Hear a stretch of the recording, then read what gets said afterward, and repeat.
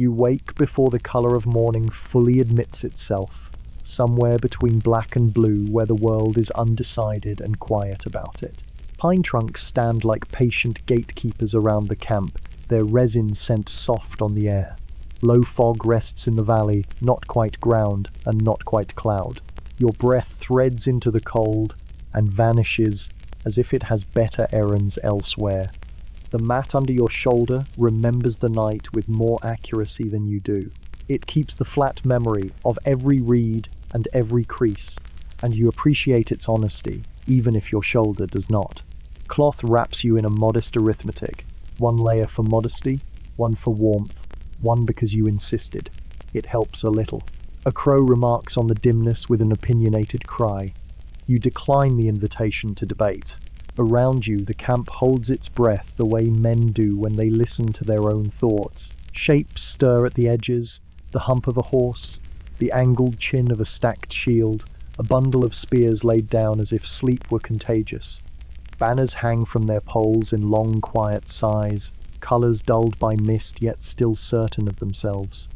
Your hands find the familiar inventory, the knot at your waist, the ring that keeps a pouch obedient, the strap that always needs more tightening than you think. You pull, it yields, you pull again, it pretends to be surprised. Habit is the comfort.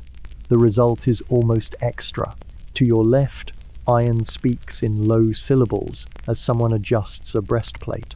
Far off, a whetstone kisses a blade and then stops, as if the edge and the stone have agreed to meet again later. A kettle that will not boil sits where a fire should be. Ash holds the shape of last night's talk and refuses to steam. You sit up without ceremony, simply in obedience to the hour. Your knees complain politely. Your back makes its small case for a few more breaths. You consider and decline. The valley is a shallow bowl holding grey milk. Pines climb the sides and disappear into a lid of cloud. If there is wind, it is only thinking about arriving. Near your bedding, a lacquered box waits with the patience of inanimate things. Its surface keeps yesterday's fingerprints like faint ghosts. You recognize the size of your own thumb. The cord that keeps the lid honest lies slack, coiled like a sleepy snake that forgot its job. You do not open the box yet. Awareness is a seasoning. You let the idea of cold rice stand in the doorway of your mind until it behaves. A horse stamps once, and then apologizes by being very still. Its breath lifts in two pale pillars and erases itself. The animal smells like grass that remembers the sun and leather that remembers rain. You rub a hand across your face and find the night's salt at your lips. It tastes like nothing in particular, familiar, unthreatening, a fact among facts. Your feet discover the ground is a little damp, not enough to soak, enough to persuade you to place each step like a sentence that knows where it ends. Nearby, someone clears a throat. It is not an illness, only a voice negotiating with the hour. Another figure bows over a bowl, not yet eating, perhaps thanking, perhaps just thinking. You fix your sleeves and smooth the cloth as if wrinkle and worry are cousins. The weave is coarse in one place, smoother in another where a sleeve learned from being touched. Threads pull faintly against your fingertips. You count because counting calms the mind. Cord, ring, cloth, blade, bowl, box, breath. All present, all ordinary, all welcome. Light folds itself into the camp slowly, like a careful servant laying down a fresh mat. Edges appear where there were only guesses. The square shoulders of a shield, the pleats of a sash draped over a pole, the shallow notch in a wooden ladle's rim. Horses shift their weight in a rhythm that needs no drum. Your stomach offers a quiet suggestion. You nod to it and let the suggestion travel. Cold rice waits pure and undramatic, the sort of meal that does not interrupt thoughts but escorts them. You eat it because it is sensible and quick, because fire is a show you are not hosting this morning, because warm food has its time and place, and this is neither. A man passes leading two horses. He keeps his eyes on the ground as if the ground were telling a long story he refuses to miss. Somewhere, a strap creaks like an old door remembering how to open. You watch the mist thin to gauze, then to a breath on the skin, then to nothing at all.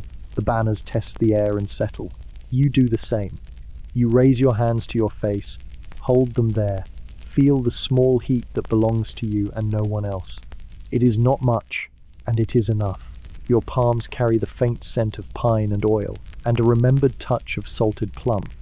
You pretend you did not notice the plum. The rice will notice it for you later. From behind you comes the low rhythm of men waking in sequence, each breath entering the morning like a bead on a string. No one rushes. Rushing is a way of disagreeing with the hour. You prefer to agree. The mat folds with a sigh when you lift it, and the ground accepts its original shape again. You kneel. The lacquered box is beside your knee now, close enough that you see a flaw in the varnish, shaped like a thin crescent moon.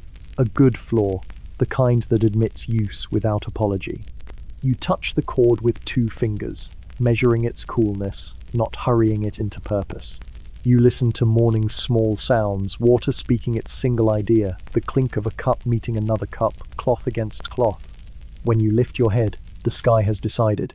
A pale wash settles over the ridge, a hint of gold where the cloud thins, a quiet permission in the light.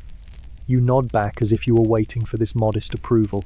You rest your palm on the lid, as lightly as a promise. It waits, and you wait with it, content to be 2 quiet things at the beginning of the same day. The lacquered box sits obediently where you left it, a square of dark polish absorbing what little light the sky has offered. Its edges gleam faintly, a quiet reminder that care has been taken, though the meal inside has no ambition beyond survival. You lift the lid slowly, not to savor the reveal there is nothing to savor, but simply because wood against lacquer makes a sound that belongs to this hour. A small scrape, a shallow breath of resistance, then the lid leans back and rests. Inside, the rice waits as it did yesterday, shaped by nothing more elaborate than boiling water and the passage of time. It clumps together in heavy folds, the shine long gone, replaced by a dull firmness. The grains have agreed to hold one another, refusing the freedom they once had in steam. They no longer invite, they simply endure.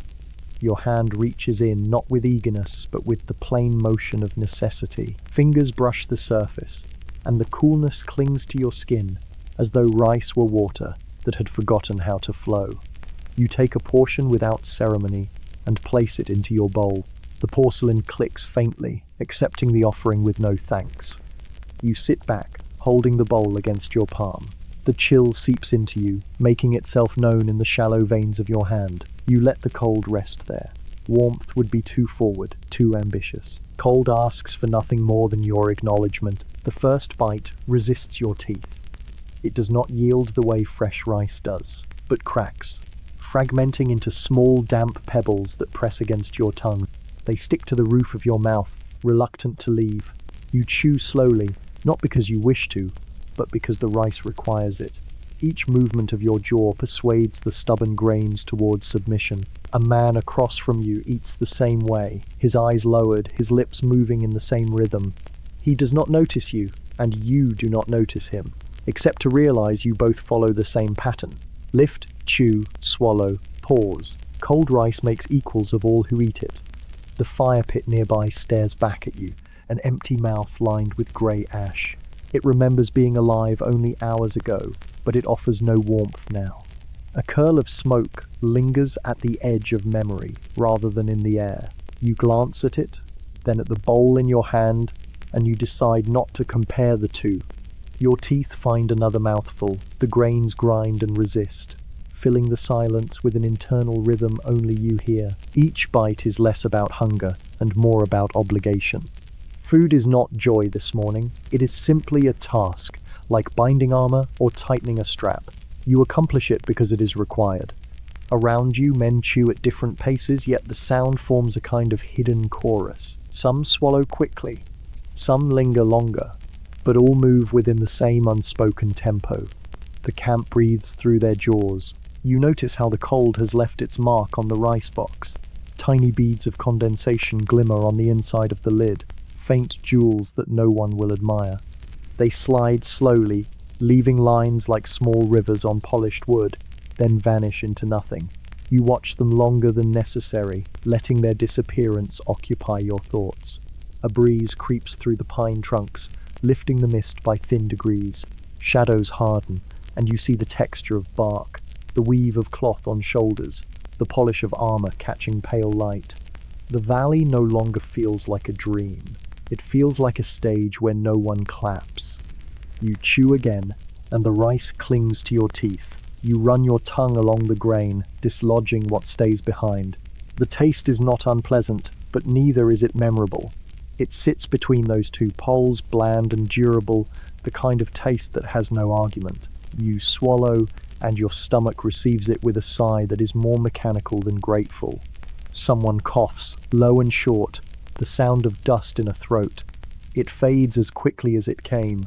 Another man adjusts the knot of his sash, the cloth stretching and releasing with a tired sound. None of it disturbs the moment. Everything joins it. Your hand dips back into the box, ladling more rice into the bowl. The bamboo scoop taps against the side with a hollow note. You find comfort in the sound, predictable, repeatable, as unassuming as the rice itself. You set the scoop down carefully, letting it rest where it will be found again, unchanged. The second portion tastes no different from the first, yet you chew as though comparing them. The coldness does not lessen with familiarity. It remains steady, reliable in its lack of warmth. Your mouth adjusts, your jaw slows, and you become aware not of flavor but of texture. Grains breaking, sticking, reforming in smaller clumps. The morning thickens, the mist no longer hides the ridge, and faint lines of sunlight reach across the valley like hesitant fingers. The banners above you stir a little, finally aware that wind has remembered its duty. Cloth whispers against wood. Horses shift and stamp, their nostrils flaring with quiet clouds of breath. You finish another bite, letting it sit in your throat before it slides down with effort. Cold rice moves slower than warm rice. It makes you notice its journey. You accept its pace, because it is not yours to dictate. Beside you, a soldier lifts his bowl in both hands and closes his eyes before chewing. Whether in prayer or habit, you do not know. You mimic the gesture without thinking, the cool porcelain pressed firmly against your palms. For a moment you forget the taste, and only the weight remains. The bowl lowers. The rice waits again, dull and pale, but still present. You chew another mouthful, and the day unfolds one slow grain at a time. The lacquered lid rests at your side now, its small crescent floor catching the new daylight. You let your fingers trace along the edge, smooth and worn, as if the box has been patient with many mornings like this. The rice sits in its shallow hollow, colourless in the mist, waiting for no one in particular. You lean forward, scoop another portion, and listen again to the scrape of bamboo against wood. It is not a loud sound, yet it carries through the camp like a polite reminder. Food is here such as it is. Your bowl accepts the offering, and you settle back. The porcelain feels heavier than it should, though it holds little. It is not weight alone, it is the chill that drags at your palm. You breathe slowly, and the faint steam of your breath lingers longer than the rice ever will. You lower your head and take another mouthful. The rice resists the same way it always does. Stiff, unyielding, determined to make you earn the swallow. Each grain clings to another in small alliances, breaking reluctantly as your teeth press them apart. You chew, patient with its stubbornness, patient because you have no choice. The taste is flat, a silence of flavor. You let it rest on your tongue anyway, as if silence itself could be tasted. Across from you, another soldier lifts the lid of his own lacquered box. The faint scrape echoes yours, a twin sound separated only by distance. His hand moves steadily, unhurried, as though this act lifting, scooping, eating is as sacred as any prayer. His eyes do not rise to meet yours, nor yours his. You both know there is no need. The meal has no audience beyond the body that must continue. You notice how his hand trembles slightly as he lifts the bowl. Whether from the morning cold or the weight of yesterday's training, you cannot say. The bowl steadies as it reaches his lips, and then his jaw begins the same quiet labor as yours. The rhythm matches, though you never intended it. The lacquer box at your side breathes faintly in the cool air. Condensation collects again on the inner rim, tiny beads that mark the passing of seconds. One slides down, leaving a path on the polished surface before disappearing. You watch, not because it matters, but because watching such things fills the gaps between chews. Your hand hovers over the rice once more, scooping with deliberate care. The bamboo ladle's handle is smooth from use, curved where thumbs and fingers have left their permanent opinion. It creaks faintly as you dip it into the clumped rice. The sound is modest, like the voice of wood admitting its age. You bring the ladle to your bowl, the knock against porcelain another note in the morning's thin music. You take a pause before eating, feeling the coolness spread into your fingertips. The porcelain offers no warmth, only the insistence of being held. You press it against your palm and let the sensation remain. Hunger urges you forward, but you choose to move slowly. Eating is not a race today. It is a ritual of endurance. Your teeth meet the next mouthful with the same resistance. The grains fracture under pressure, breaking but not surrendering. They coat your tongue in a starchy film, and you push them against the roof of your mouth to clear them. The taste is still absent, as though it has gone elsewhere and forgotten to return. You swallow with a small effort, and the rice slides reluctantly down. Beside you, another soldier sighs softly, the sound carrying more from habit than from feeling. He sets his box aside, lid closed, as though to draw a line under the meal. You continue at your own pace, letting each bite claim its share of time. Around the camp the faint chorus grows, lids opening, scoops knocking, jaws working in patient rhythm. The sounds do not disturb, they belong. They weave together into a quiet fabric that holds the morning in place. A bird calls again, sharp, then vanishes into the pines. No one looks up. Rice commands attention even when it offers nothing in return. You rest your bowl on your knees, cloth beneath it catching stray grains. They cling to the weave, white against rough brown.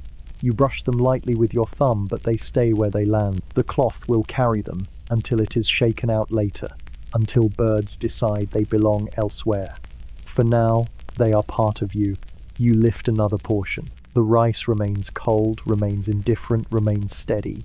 You chew slowly, and the day continues its patient unveiling. The first mouthfuls have already settled in your stomach, their presence plain, their comfort minimal. You hold the bowl close again, lifting another portion of rice to your lips. It presses against your teeth as though reluctant, each grain bound to the others by memory of steam long vanished. You chew with patience, though patience is not rewarded here, only acknowledged. The blandness rests on your tongue, the kind of taste that drifts past without asking for approval. You shift the bowl slightly, feeling the porcelain cool against your fingertips. Moisture gathers on its surface, faint and unhurried. It is the kind of damp that seeps into skin, reminding you of how the night still lingers even though light has begun its climb. Your palm grows accustomed to it, the chill sinking deeper with every passing moment. Around you, the camp remains hushed. Men bow over their bowls, their shoulders curved, their jaws working in steady rhythm. A few glance at one another, but most keep their eyes fixed on the food. There is nothing to admire, nothing to discuss. Cold rice requires only silence. The fire pit remains a hollow witness to yesterday's warmth. Its circle of stones cradles a grey bed of ash, the occasional blackened shard of wood still holding its shape. No flame lingers, no smoke wanders upward. You look at it the way one might look at an old friend asleep present, familiar, unreachable. The grains between your teeth resist, then soften with effort. You roll them across your tongue, not for pleasure, but because chewing demands attention. They clump, then scatter, then cling again. You swallow slowly, the heaviness sliding down as if reluctant to travel. The lacquer box still waits at your side, open, patient, unchanging.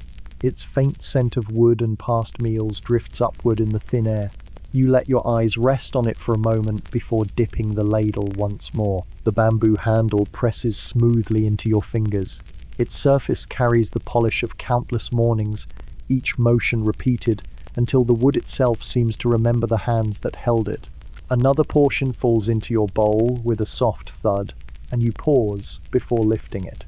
The sound of the scoop against porcelain lingers, a hollow tap that joins the morning's chorus. The low cough of a soldier, the faint jingle of armor being adjusted, the steady shifting of horses near the trees. Nothing is loud, yet nothing is absent. You raise the bowl again, press it lightly to your lips, and chew. The texture is the same, the cold unchanged, yet somehow the bite feels different because the valley itself has altered. The mist has thinned further, revealing sharper lines of pine branches, the dark ridges of hillsides, the faint gleam of dew clinging to blades of grass. The world grows clearer, even as the rice remains stubbornly bland. A man near you finishes his bowl and wipes his mouth with the back of his hand. His movements are quiet, without display. He sets his bowl aside, covers his box, and folds his hands loosely in his lap. He waits, as though waiting is also part of the meal. You continue.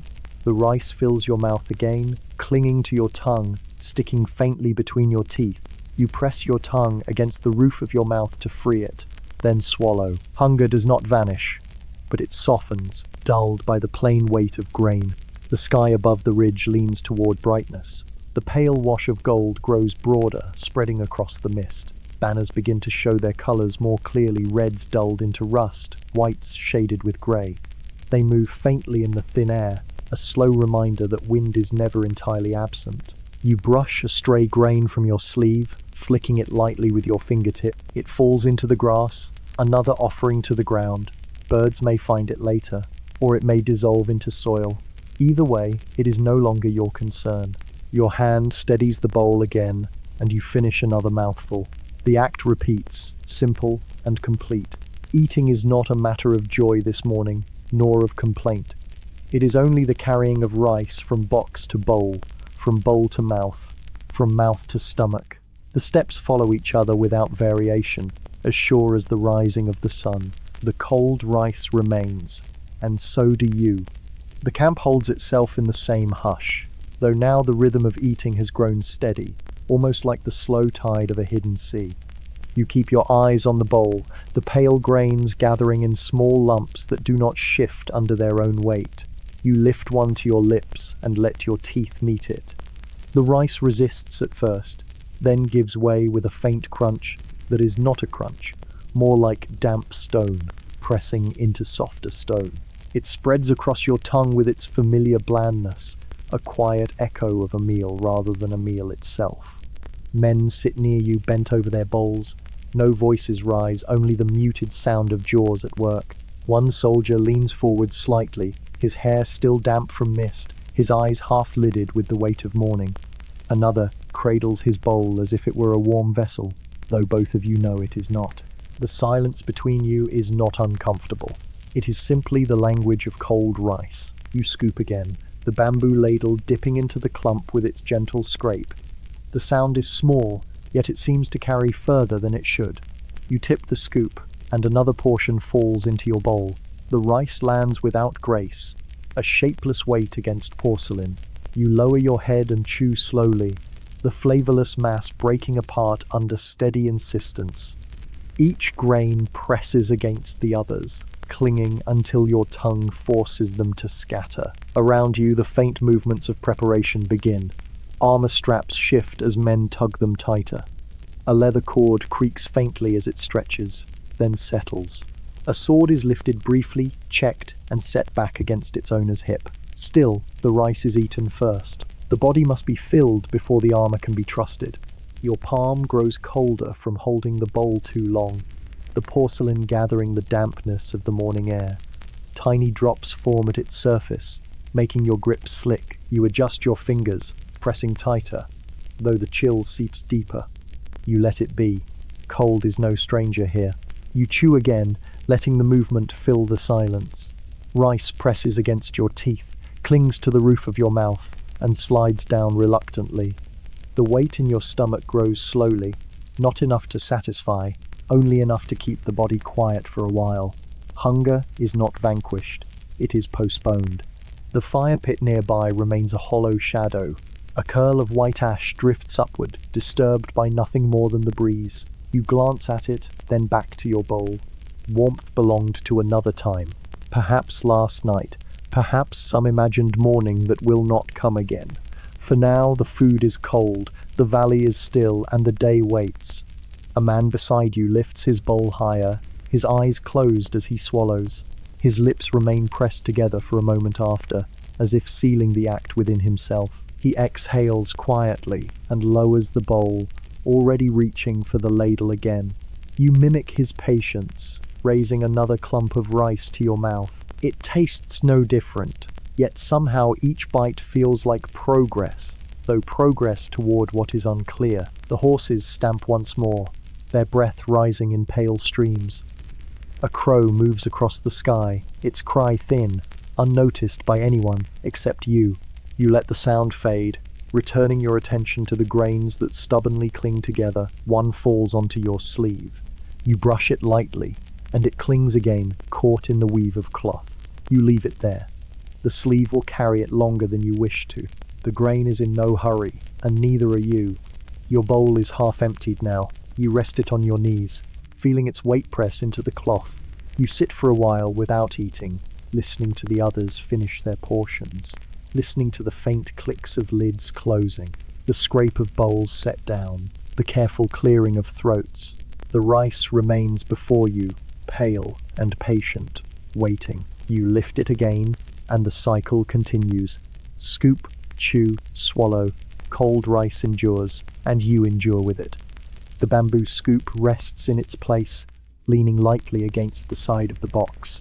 Its smooth handle gleams faintly in the filtered light, polished not by oil or effort, but by the many hands that have carried out the same small action morning after morning. You reach for it again, fingers curling around its familiar curve, and dip into the mass of rice. The scoop enters with a soft scrape, the grains parting with reluctance, as though they preferred to stay bound together. You lift the scoop slowly, letting the clump settle, heavy and unspectacular. It slides into your bowl with a muted thud, a sound that barely registers yet still joins the quiet orchestra of the camp. Around you, more bowls are filled in the same way, more scoops are lifted, more lids are nudged aside. Each sound is small, yet together they compose the only rhythm that matters before the day truly begins. You lift the bowl once again. It rests cool and steady in your palm. The surface has grown slick with condensation, and the dampness spreads across your skin as if claiming territory. You tilt it slightly, guiding another mouthful to your lips. The grains break against your teeth, stubborn at first, then yielding only because they must. The blandness coats your tongue like an unspoken agreement. Enough, but never more than enough. Other men nearby continue their own measured eating. None look at each other, none need to. Heads are bowed, shoulders rounded, bowls cradled with care that suggests reverence but is in truth only necessity. One man lets his breath escape through his nose in a soft sigh before swallowing. Another brushes stray grains from his beard with the back of his hand. Each gesture is quiet, and yet every gesture is noticed, woven into the still fabric of the moment. The camp's silence grows heavier, not with absence but with repetition. Chewing becomes its own kind of chant. Teeth move, jaws tighten and release, throats swallow, bowls rise and fall. It is not planned, not led, but the rhythm holds. You listen to it while chewing, your own movements blending into the same subtle pulse. The horses remain restless at the edge of the valley. Hooves stamp softly into damp ground, tails flick against unseen flies, breath clouds rise and vanish in the morning air. They wait, though they do not know what for. You glance at them, then back at your bowl. The horse's hunger and yours are not so different, only the form of it changes. You scoop again.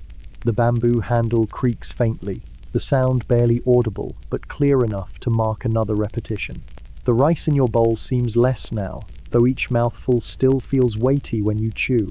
It fills space, not with richness, but with heaviness. You swallow and feel the slow descent, a reminder that the body is a vessel more than it is a participant. The fire pit holds its silence, ash untouched. A soldier stirs nearby, shifting his knees against the earth, the sound of cloth brushing over soil. Another reaches for the water jar, tips it slightly, and lets a slow stream rinse his bowl. The water falls with a sound so soft it seems to vanish before it reaches the ground. You let the rice sit in your mouth a little longer before chewing, as though delaying will change something. It does not. The texture remains the same, firm, slightly dry, a reminder that time has already passed through it. You swallow, and the act feels like setting a stone into the body. Your bowl grows lighter. The porcelain no longer presses as heavily into your palm. You tilt it forward and see the last few grains gathered in corners, clinging stubbornly, unwilling to let go. You know they will follow the same path as all the others. Teeth, tongue, throat, stomach. Yet for a moment, you leave them there, resting, as if to prolong the silence before they are gone. The camp breathes on. Men finish, men wait, men rise slowly to tighten cords and settle armor against their shoulders. Still, the rice remains at the center. You take another bite, the grains breaking once more in the patient quiet of the valley. The bowl rests in your palm, its smooth porcelain damp with morning air. Your fingers curl tighter, not because the weight is great, but because the chill is persistent, seeping steadily into your skin. You lift it again, tilting the contents toward your lips. The rice slips forward in a solid clump, breaking only when your teeth insist. The first chew is resistant, the second less so, and by the third the grains surrender, pressing into a starchy paste that coats your tongue without pleasure. You swallow and let the heaviness settle deep inside. The bamboo ladle waits where you left it, leaning across the edge of the box. Its tip holds the faintest residue of rice, a dull sheen where grain and wood have met too many times. You take it again, and the scrape against the lacquer is familiar, steady, unchanging. The sound echoes faintly in your ears, though no one else lifts their head at it. Each man has his own scrape, his own echo, his own portion of cold. A bird circles above, its wings brushing the air with soft strokes. Its cry falls sharp, then fades, the sound scattering like seeds in the mist. No one responds. Chewing continues, slow and methodical, jaws rising and falling like oars in shallow water. The rhythm holds the camp in its quiet order, an unspoken agreement shared by every man with a bowl in his hand. Your lips brush the rim of the bowl, damp with condensation. The rice meets your mouth again, each bite stubborn, demanding the pressure of your teeth before it relents. The blandness is not disappointing. It is expected. It offers no surprise, and in its way that is a comfort. You close your eyes briefly, chewing in time with the others, and for a moment you cannot tell whose rhythm is yours. A soldier beside you lowers his bowl to his lap, pauses, then brushes the rim with his thumb, collecting a stray grain. He places it in his mouth with the same deliberate slowness as if it were a full portion. Another man adjusts his sitting cloth, shifting his weight, his armor straps creaking faintly in the movement. Nothing is hurried, nothing interrupts. You raise the bowl again, tilting it carefully, and another mouthful enters. You chew, patient, and swallow, the process unchanged, the cycle endless. The cold rice is not meant to be savored, it is meant to be endured. And yet within endurance there is a strange stillness that quiets thought. The mist has thinned further now. Pines stand clearer, their bark etched in sharp lines. The banners above the camp lift faintly, their colours muted but more certain in the light. Horses shift against their tethers, nostrils flaring white as they exhale. Their eyes watch the valley without focus, waiting without knowing. You glance down into your bowl. Grains cling to the porcelain, scattered in uneven patches. Some stick to the surface, refusing to move no matter how you tilt. You scoop them gently with your thumb, gathering them back together, and place them into your mouth. They taste no different, though you notice them more because they resisted.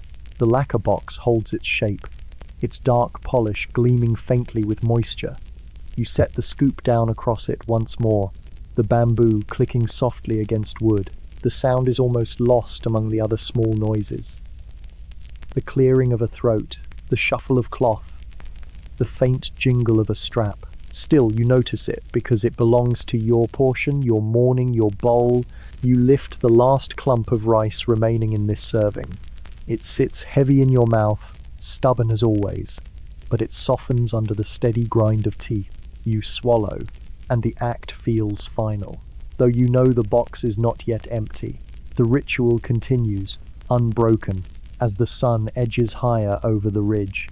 The cold rice endures, and you endure with it. You pause before dipping the ladle again, letting the weight of the last mouthful settle inside you. The rice has left its faint dryness across your tongue, a thin coating that water might wash away, but you delay. The sensation lingers, bland but steady, and in some way it feels appropriate to let it remain. The bamboo ladle rests lightly against the side of the box, waiting. You lift it once more, fingers curling around the polished handle. The scrape against lacquer sounds the same as before, a small and constant note that carries across the morning. Rice clumps together as you lift it, sliding reluctantly from box to bowl with a low thud. The sound is unimpressive, yet in the hush of the camp it feels as noticeable as a bell. You hold the bowl again, cool porcelain pressed into your palm. Condensation seeps further, dampening the cloth at your knees. The cold spreads steadily through the thin fabric, reminding you of the morning air that has not yet warmed. You tilt the bowl, guiding another portion to your lips. The rice presses against your teeth with its usual stubbornness, each grain clinging to its neighbor. You chew slowly, feeling them break, scatter, then cling again in smaller clumps. The taste is thin, nearly absent, yet the act of chewing carries its own weight. You swallow, and the heaviness slides downward, joining what you have already eaten. Around you, the same rhythm continues. Men bow over their bowls, their movements patient and unremarkable. A cough rises somewhere, brief and low. Another man clears his throat, not to speak, but simply to make way for the next bite. The silence is never complete, yet it never feels broken. Your eyes drift across the camp. A soldier wipes his bowl with his sleeve, careful not to waste even the thin film of starch clinging to porcelain. Another tips his head back slightly, swallowing with his eyes closed, as though to shut out everything except the act itself. The uniformity of it all is not rehearsed, yet it feels choreographed by necessity. You lift another mouthful. The rice meets your tongue, cool and dry, coating the roof of your mouth. You move it slowly, pressing it against your teeth, letting the grains dissolve into the steady work of chewing. The blandness insists on itself, not sharp, not sweet, only present. You swallow, and the rhythm continues. The mist in the valley has thinned further. Sunlight stretches faintly across the ridge, pale but insistent. Shadows sharpen beneath the horses, and their breath becomes more visible as they exhale into the warming air. A crow circles overhead again, its wings cutting broad strokes against the light. You hear its cry, sharp and solitary, and then the quiet resumes. You glance at your sleeve. A stray grain clings stubbornly, lodged in the weave of fabric. You brush it once, twice, and it remains. You leave it there, letting it become part of your morning. Small things refuse to move until they decide to. Your bowl grows lighter with each serving. The rice at the bottom of the box still waits, pale and heavy. You know you will return for more, not because you want it, but because it is required. Hunger is not a voice to be silenced with pleasure, but with persistence. Cold rice provides that persistence. You tilt the bowl again, guiding the last of this portion to your lips. The clump breaks reluctantly, teeth working with the same slow effort. You swallow, and the heaviness inside deepens. Your stomach does not complain anymore, it accepts. You sit still for a moment, bowl resting against your knees, listening. The camp is alive with nothing more than chewing, swallowing, and breathing. The day waits beyond the valley, but for now there is only rice. The box still holds its share, waiting patiently. As if time itself has no power over grains already cooked and cooled. You rest your palm on the lid for a moment, not to close it, but simply to feel the faint dampness gathered on its surface. A thin trail of condensation slides across your skin before vanishing into the cloth on your lap. You leave your hand there a little longer, then withdraw, reaching once more for the scoop. The bamboo ladle makes its predictable scrape as it cuts into the rice. The sound is small yet familiar, a reassurance that the ritual repeats without change. You lift another portion, the clump holding together firmly, heavier than it looks. It drops into your bowl with a dull sound, a quiet announcement that the next mouthful has arrived. You steady the bowl in your palm, porcelain cool, droplets gathering against the faint lines of your skin. You tilt it slightly, guiding rice toward your lips. The grains meet your teeth with their stubborn hardness, yielding only after deliberate chewing. They coat your tongue in a thin paste, bland yet steady, a taste that demands nothing more than your patience. You swallow, and the weight adds itself to the rest. Men around you do the same, each movement echoing your own. One soldier lifts his bowl with both hands, his eyes closed as he swallows. Another tips the ladle gently, careful not to spill a single grain. Their gestures are slow, deliberate, shaped more by necessity than choice. You listen as porcelain touches wood, as lids are set back, as mouths work quietly. The camp becomes a chorus of faint repetitions, no voice raised above the rest. A breeze slides through the pines, rustling needles in a low whisper. The mist thins further, letting shafts of pale gold slip into the valley. Banners begin to stir, cloth rising and falling with unhurried movement. Horses stamp softly, their hooves pressing into damp soil, nostrils sending white plumes into the air. The morning gathers itself carefully, as though it too wishes not to interrupt the meal. You chew another mouthful, feeling the rice break down with stubborn slowness. The grains cling to your teeth, stick to your tongue, demand more work than their blandness seems to deserve. You do not complain, you chew, you swallow, and you continue. Cold rice asks only for acceptance. A soldier beside you wipes his fingers against his sleeve, brushing away stray grains that cling to rough skin. Another lifts his bowl, tilts it slightly, and lets the last clump slide into his mouth. His eyes do not move from the ground. His breath leaves him in a quiet exhale. He sets the bowl down gently, not to disturb the silence. Your own bowl shows the same signs of nearing empty. Rice clings to the porcelain in scattered patches, resisting your attempts to gather it. You run your thumb along the rim, collecting a stray grain, and place it against your tongue. It tastes the same as all the others, but the act feels deliberate, necessary. You glance toward the fire pit. Its ash has settled into patterns that look like rivers on a map, pale trails across the dark earth. You imagine the warmth that once lived there, though the memory is faint, replaced now by the cool insistence of morning. The pit waits, just as the rice waits, for its role to be chosen again. You finish another serving, the rice sliding down with the same slow heaviness. You rest the bowl on your knees, listening once more to the camp, chewing, breathing, shifting cloth, creaking leather. All sounds blend into the quiet rhythm of men eating together without speaking. You lift the scoop again, because the box is not empty, and neither are you. The ritual continues, steady, unbroken. The bowl is light in your palm, though the damp porcelain presses cold into your skin. You tilt it again, coaxing the rice toward your lips. The clump meets your teeth with its familiar resistance. You chew with patience, the grains breaking reluctantly one after another, until they form a paste that slides down slowly. It sits heavy in your stomach, a stone placed among stones, unremarkable but solid. Across the camp, others continue in the same quiet rhythm, heads lowered, shoulders bent, bowls raised.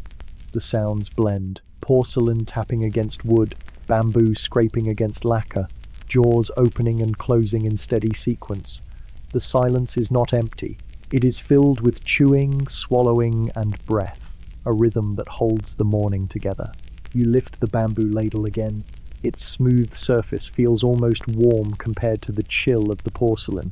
The scoop enters the rice box with its modest scrape. The sound is the same as before, unchanged, a note you have come to expect. You lift another portion, heavy, clinging together, and set it into your bowl. The thud is quiet but distinct. You pause, resting the bowl against your knees. Moisture beads along the rim, slipping onto the cloth below. The fabric darkens in patches, slowly, like ink spreading across paper.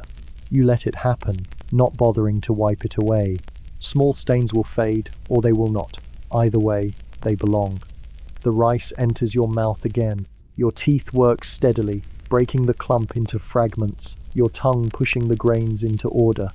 The blandness persists, no sharper, no duller, exactly as expected. You swallow, and the heaviness joins what has already gathered. Hunger recedes further, not with satisfaction, but with obedience. A man nearby adjusts his armor. The faint clink of metal against metal rises, then settles again. Another pulls at the cord of his greaves, the leather stretching with a slow creep. They chew between motions, never rushing, never breaking the rhythm. Rice first, always. A horse stamps, its hoof pressing deep into the damp soil. Its breath streams out in two pale plumes, curling upward before vanishing. The animal shakes its mane, the sound of leather and hair brushing against each other. No one looks up. The horses too wait. Your bowl is nearly empty now. A few grains cling stubbornly to the sides, refusing to gather with the rest. You run your thumb along the porcelain, collect them, and place them on your tongue. They dissolve into the same starchy blandness, the same thin heaviness. You swallow, and the act feels final, though you know it is only another step. The lacquer box still waits, its polished surface shining faintly with moisture. Inside, more rice rests, clumped together, indifferent to time. You reach for the ladle again, and the cycle repeats. Scoop, scrape, clump, thud. The sound joins the others, small, steady, familiar. The mist has almost lifted from the valley now.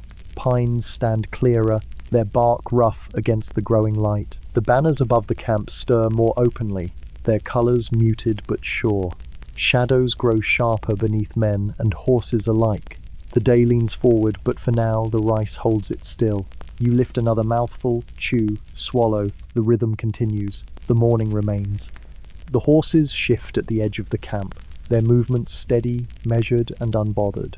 You watch their nostrils flare, wide and damp, each breath spilling pale clouds into the morning. The air receives the warmth briefly, then erases it without sentiment. The animals lower their heads again, pressing hooves into soil softened by mist. Their rhythm matches yours, steady, repetitive, not hurried. You return your eyes to the bowl. A few grains rest there, clumped together without elegance. You lift them, teeth meeting the familiar hardness. Chewing requires effort, not skill, a slow breaking down of resistance until the grains scatter into something swallowable. The blandness carries itself into your throat and then further down, heavy and quiet. Across from you, another soldier tips his bowl higher, mouth opening to accept the last of his serving. His hand lingers at his lips afterward, wiping away a stray grain caught at the corner. He lowers the bowl gently, not to disturb the silence that has formed around all of you. No one speaks, yet nothing feels absent. The sound of chewing is enough. You reach for the ladle again. Its bamboo surface is smooth and slightly damp where steam once lived. You dip it into the box, hearing once more the faint scrape of wood against lacquer. Rice gathers in a clump, holding tightly to itself, and falls into your bowl with its usual low sound. The act is unchanging. It comforts you, not because it delights, but because it remains. The porcelain bowl rests against your palm again, cold and wet. Condensation slides across your fingers, trailing into the fabric of your sleeve. You ignore it. Cold has been part of every morning. Today is no exception.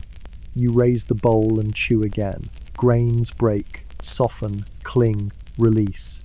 The process asks for nothing more than your patience. The horses snort again, their breath rising in short bursts. One stamps a hoof, then grows still. The camp acknowledges the sound without turning. Men continue their meals, shoulders bent, bowls lifted, jaws working. The rhythm does not falter. A crow cuts across the pale sky, its wings sharp against the growing light. Its cry falls once, then disappears, leaving no trace but a brief vibration in the air. You chew through the sound, swallowing as it fades.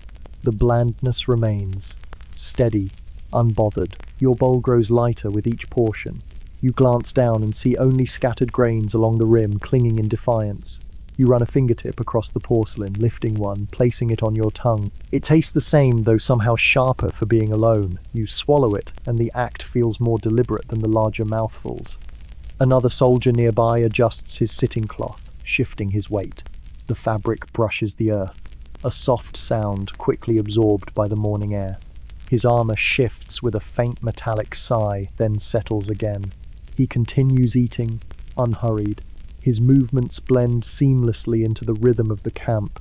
The banners above catch more of the sun now. Their faded colors stir against the breeze, each fold moving with tired grace. They rise slightly, fall, then rest.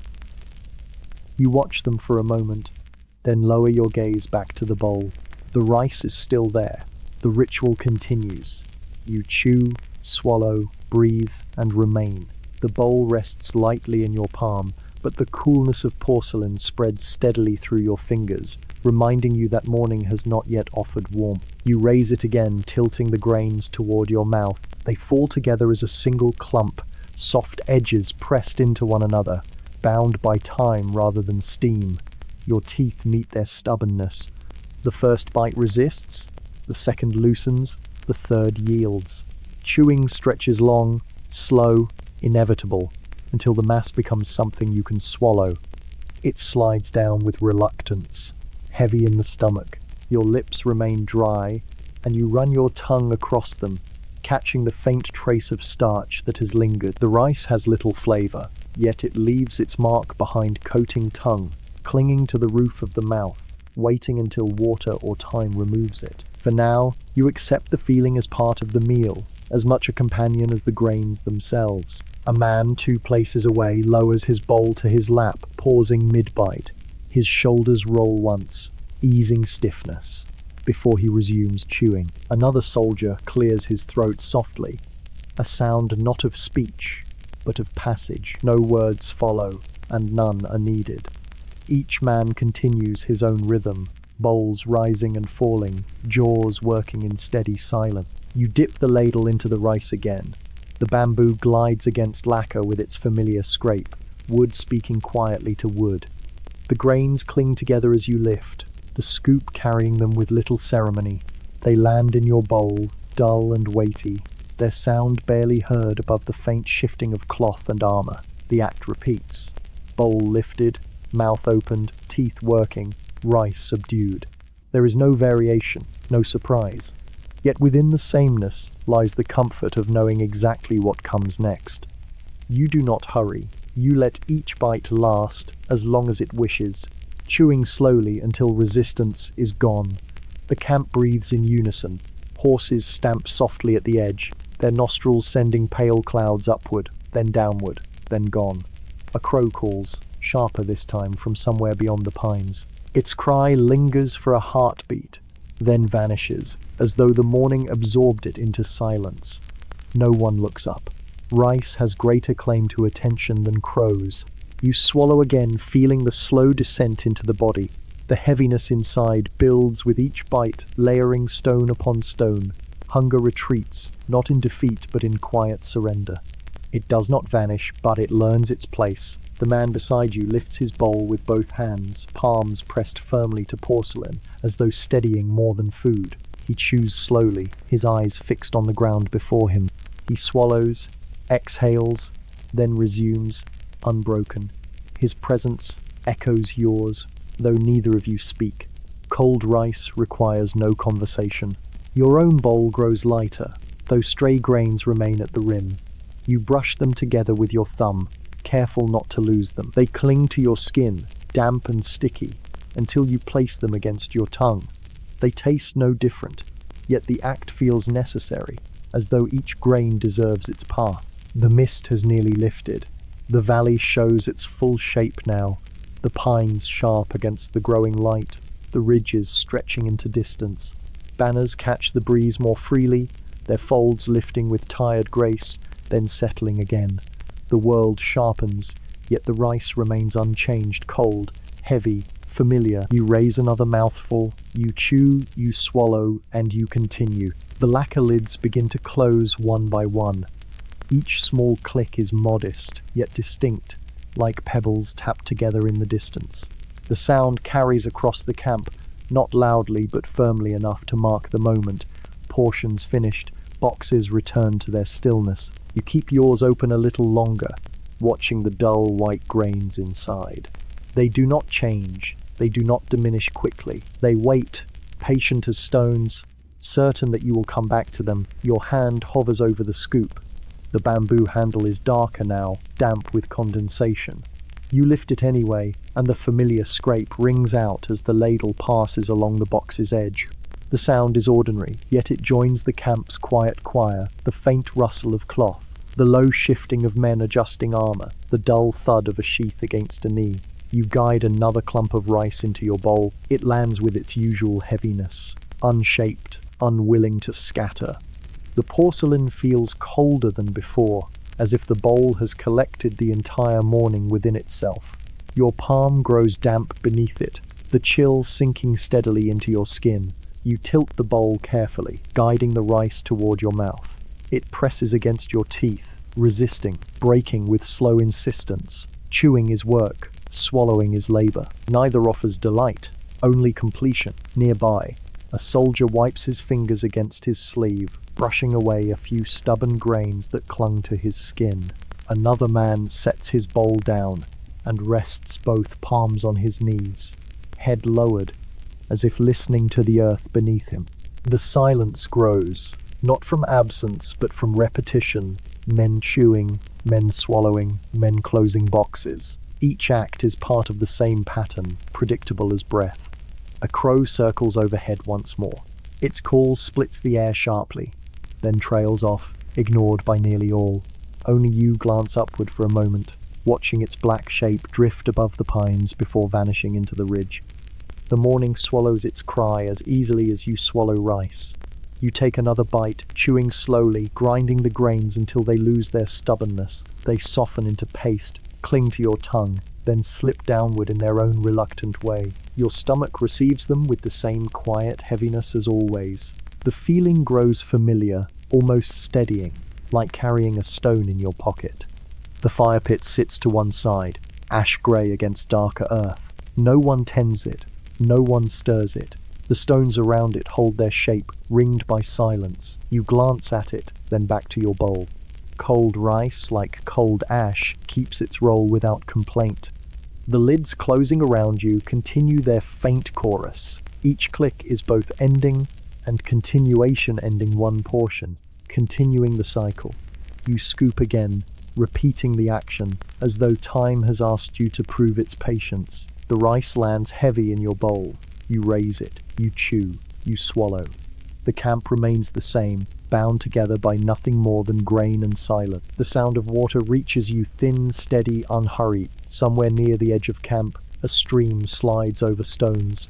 Its voice, small but insistent enough to be noticed among the chewing. A soldier crouches there, his hands dipping bowls into the current.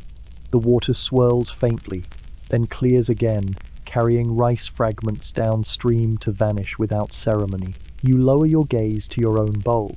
Grains cling stubbornly to the porcelain, spread thin across the rim. You brush them together with your thumb, collect them, and press them onto your tongue. They dissolve into the same bland paste, swallowed with the same slow heaviness. Each grain follows its path with equal indifference. The ladle waits where you left it. Bamboo against lacquer, smooth, predictable, a sound that belongs to the hour. You dip again, scooping another portion. The clump falls with its dull weight, the sound blending into the morning's pattern. Rustle of cloth, faint ring of metal, low murmur of the stream. You lift the bowl and chew once more. The rice resists, softens, yields. Your jaw works patiently, the rhythm steady, unremarkable. The soldier at the stream lifts his bowl, lets the water run over its sides. He tilts it, swishes lightly, then sets it aside. He does not look up. His motions belong to the same silence as the eating. Another man kneels beside him, repeating the same act: water, swirl, drain. They pass bowls between them, hands steady, eyes lowered. The stream accepts everything without reply. You swallow another mouthful, feeling the weight settle. Hunger retreats further, not gone but subdued, pressed into quiet obedience. You glance again at the water. The sound lingers, filling gaps left by chewing. It is not loud, but it spreads, weaving through the camp's stillness. Like a thin thread of silver, the horses flick their tails, stamping once, then stilling. Their ears twitch toward the stream, but they remain where they are, breath misting into pale clouds. A banner stirs above, its cloth lifting faintly in the breeze. The day leans forward, but only slightly, as though unwilling to break the calm. You raise the bowl again. Condensation dampens your fingertips, a cool slickness that makes you tighten your grip. The rice meets your mouth, as before, firm, tasteless, steady. Your teeth grind it into submission, your tongue guiding it toward its end. You swallow, and another stone is placed inside. The lids of finished boxes close with their soft clicks. Each sound marks another soldier done, another portion complete. Yet still some continue, lifting bowls, chewing slowly, letting the rice take as much time as it wishes. You remain among them, repeating the same cycle. Scoop, chew, swallow, listen. The stream continues its quiet song. The camp continues its chewing. The rice continues its endurance. The sword rests against your hip, its weight familiar even while you eat. You shift slightly, the scabbard pressing into your side, leather straps creaking faintly as they adjust. The heaviness of steel reminds you that it waits, patient as the rice itself. You do not draw it, do not polish it, do not even glance down. You only feel its steady presence, resting as you chew. Your bowl sits in your palm, porcelain damp, cold seeping through your fingers. You tilt it, and another mouthful reaches your lips. The clump of rice presses stubbornly against your teeth, refusing to scatter easily. You chew until it softens, the blandness spreading across your tongue. You swallow, and it descends, adding itself to the weight you already carry. The ladle lies across the open box, bamboo smooth and faintly darkened from moisture. You reach for it again, lifting it with the same deliberate pace. The scrape against lacquer rings out softly, a small note in the stillness. Grains cling to the scoop, clustered tightly together, then fall into your bowl with their usual low thud. The sound blends with the others, the faint shifting of armor, the quiet exhale of horses, the muted clicks of boxes being closed. Men sit around you, their posture unchanged. Backs slightly bent, bowls lifted, jaws moving with patience. One soldier wipes his mouth with the back of his hand, leaving a faint streak of rice at the corner. Another leans forward, adjusting the strap across his chest before taking another bite. None of them speak. The rhythm of eating is enough. The fire pit still holds its grey ash. The stones around it have grown darker with dew, their shapes solid against the damp earth. You glance at it briefly, then back at your bowl. Warmth is a memory. Cold is what remains. You take another bite. Teeth grind steadily, breaking the clump apart, pressing grains against your tongue. The blandness stays, unchanging, yet familiar. You swallow, feeling the descent into your stomach. It is heavy, not comforting, but certain. Hunger yields further, subdued by repetition. The camp breathes in its quiet rhythm. Horses stamp once, tails swishing against the mist. A crow calls again, though softer now, its wings cutting across the pale sky. The sound drifts away, leaving chewing and swallowing as the only voices. Your sword presses against your hip again as you shift. The weight feels the same as it always has, solid, reliable, uninterested in the morning's food. You accept it without thought, chewing as steadily as before. The rice remains in the box. The ladle remains in your hand. The bowl remains in your palm. The ritual continues. Scoop, chew, swallow, endure. The sun edges higher, and with it the shadows stretch long across the camp. The ground beneath you darkens in strips where the light filters between pines, each beam sharp, each shadow soft. Your bowl rests in your palm, its porcelain damp with condensation, the chill slipping steadily into your skin. You lift it again, tilt it, and another clump of rice meets your mouth. The grains cling together as if reluctant to part. Your teeth work slowly, breaking them down, pushing them into paste. You swallow, and the heaviness joins the others already waiting. The rice does not change. It remains bland, steady, indifferent to the rising day. The act of eating it too remains unchanged. Scoop, chew, swallow, repeat. The repetition is not tiring. It is grounding, a rhythm that asks for nothing except your patience. You dip the ladle once more. The scrape of bamboo against lacquer is soft, steady, the same as every time before. The grains gather tightly, bound by the night's coolness, and fall into your bowl with their familiar thud. You raise it, chew again, and swallow again. The cycle continues. Around you, others do the same. A man tugs at the strap of his greaves, tightening them while his mouth works at the rice. Another adjusts the cord at his chest, then lifts his bowl again. The camp moves in small motions, armor shifting, cloth rustling, wood tapping against porcelain. No voices rise. The silence remains, full of chewing and breath. A crow perches on a branch nearby, its feathers dark against the growing light. It ruffles its wings, tilts its head, and lets out a cry. The sound is sharp, but no one responds. Rice holds greater claim to attention than birds. The crow falls silent, joining the waiting. The banners above stir faintly in the breeze, their faded colors catching a little more light now. They lift, they settle, they lift again. The horses flick their tails, stamping softly, breath clouding in pale streams.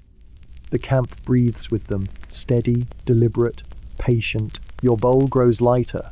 Grains cling to the porcelain, spread thin across the bottom. You gather them with your thumb, pressing them together, and lift them to your tongue. They taste the same, unremarkable, steady. You swallow, and the heaviness deepens within you. The ladle rests across the box again, bamboo darkened from use. You leave it there for a moment, palm resting against your knee, breath slipping out slowly. The shadows around you lengthen further, stretching across the damp ground. The sun brightens, yet the rice remains the same cold, heavy, waiting.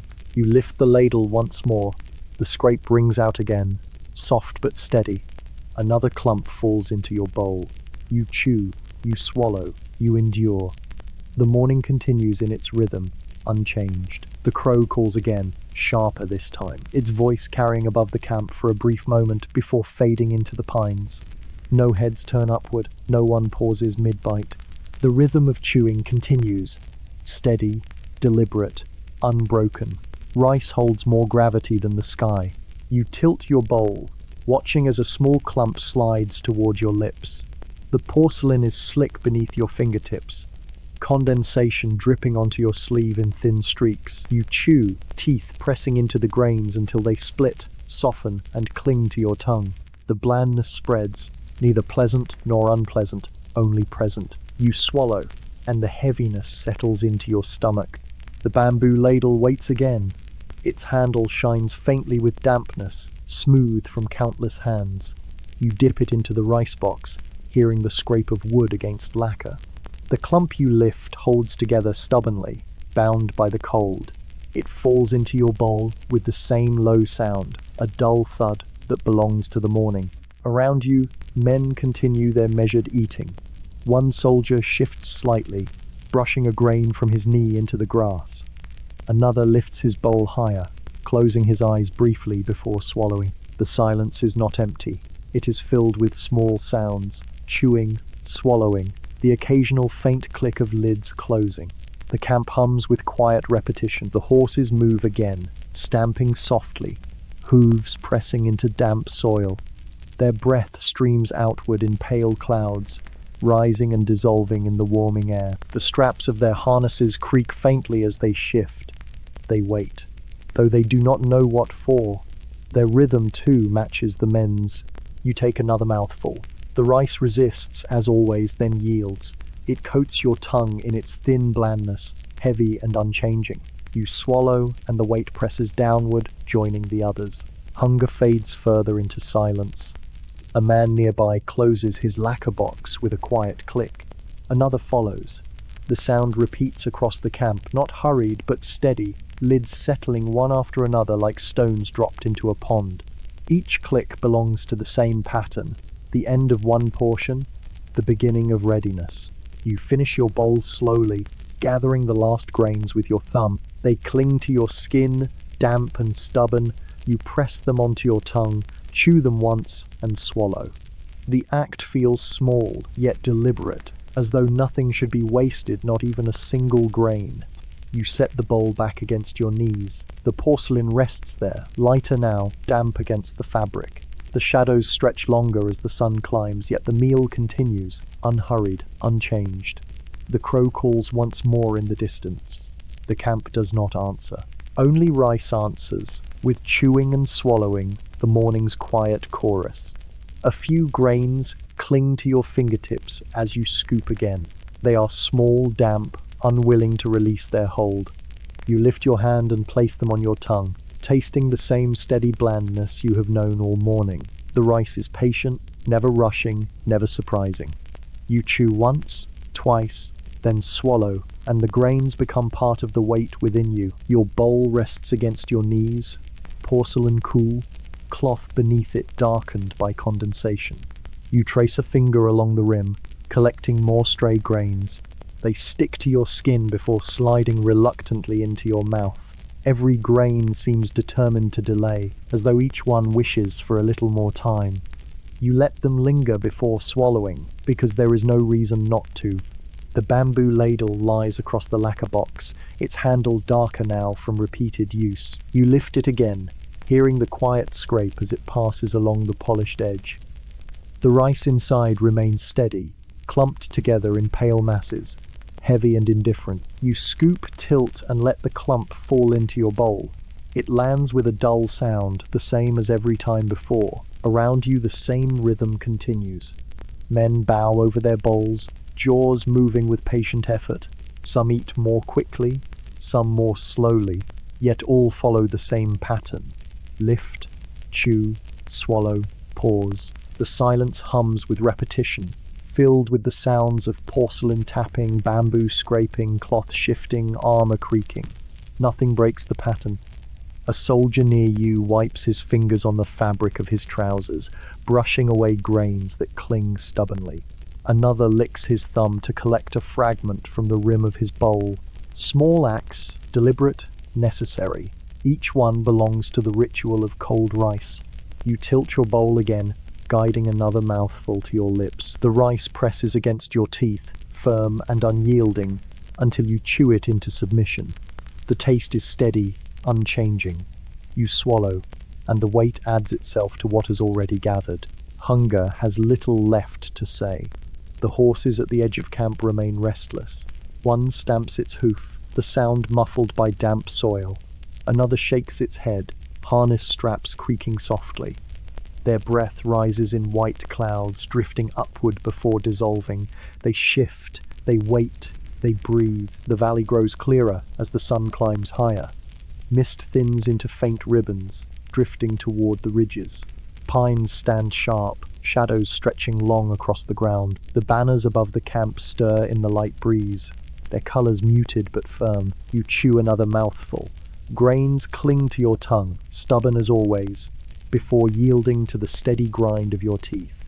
You swallow slowly, feeling the heaviness settle once more. The rice remains, the ritual continues, and the morning endures. The cloth across your knees catches stray grains as they fall. You glance down and see them resting there, pale against the rough weave tucked between fibers as though they had chosen a place to stay. You brush at them lightly with your fingertips, but the fabric holds them. A few release their grip, tumbling into the grass below. Others cling tighter, becoming part of the cloth until shaken loose later. For now, you let them remain. Your bowl sits on top of that same fabric, porcelain damp, edges slick with condensation. You tilt it forward and coax the remaining clump into your mouth. The rice meets your teeth with its familiar stubbornness. It cracks, it softens, it clings. You chew until it no longer resists, until it becomes the steady paste that slides down your throat without flavor. The heaviness inside deepens, not unpleasant, simply there. The bamboo ladle waits across the box. You lift it again, hearing the faint scrape of wood against lacquer. The sound is predictable, almost comforting. You scoop more rice, the clump falling into your bowl with its usual weight. It does not scatter. It does not surprise. It lands and waits, as patient as the valley around you. A soldier across from you adjusts his sleeve, brushing grains from the fold of his arm. Another taps his bowl gently against his palm, coaxing the last fragments from the bottom. He tilts it further, lips pressing to the rim, making sure nothing remains. His jaw moves slowly, deliberately, before he lowers the bowl once again. You raise your own, guiding rice into your mouth. Your teeth press through it, slow and steady. The taste is, as it has always been, thin, muted, Unwilling to change, you swallow, and the weight descends, stone upon stone. Hunger no longer speaks. Only fullness remains, quiet and heavy. The fire pit lies silent still, ash pale against darker soil. A faint breeze shifts through the camp, stirring a few flecks into the air before settling them again. No one moves to reignite the flame. Warmth belongs to yesterday. This morning has chosen cold. You glance at the cloth on your knees again. More grains have gathered there, scattered loosely across the weave. You brush some into your palm, lift them to your tongue, and chew. Their taste is no different from the rest, but the act feels necessary, as if waste would disturb the quiet rhythm. You swallow, and the cloth is lighter for it. The horses stamp again, tails swishing against the damp air. Their hooves press deeper into the softened ground, leaving prints that fill slowly with water. Their breath streams outward in faint plumes, vanishing quickly in the growing light. They wait, as you wait, without urgency. The sun climbs further above the ridge. Shadows stretch longer across the ground.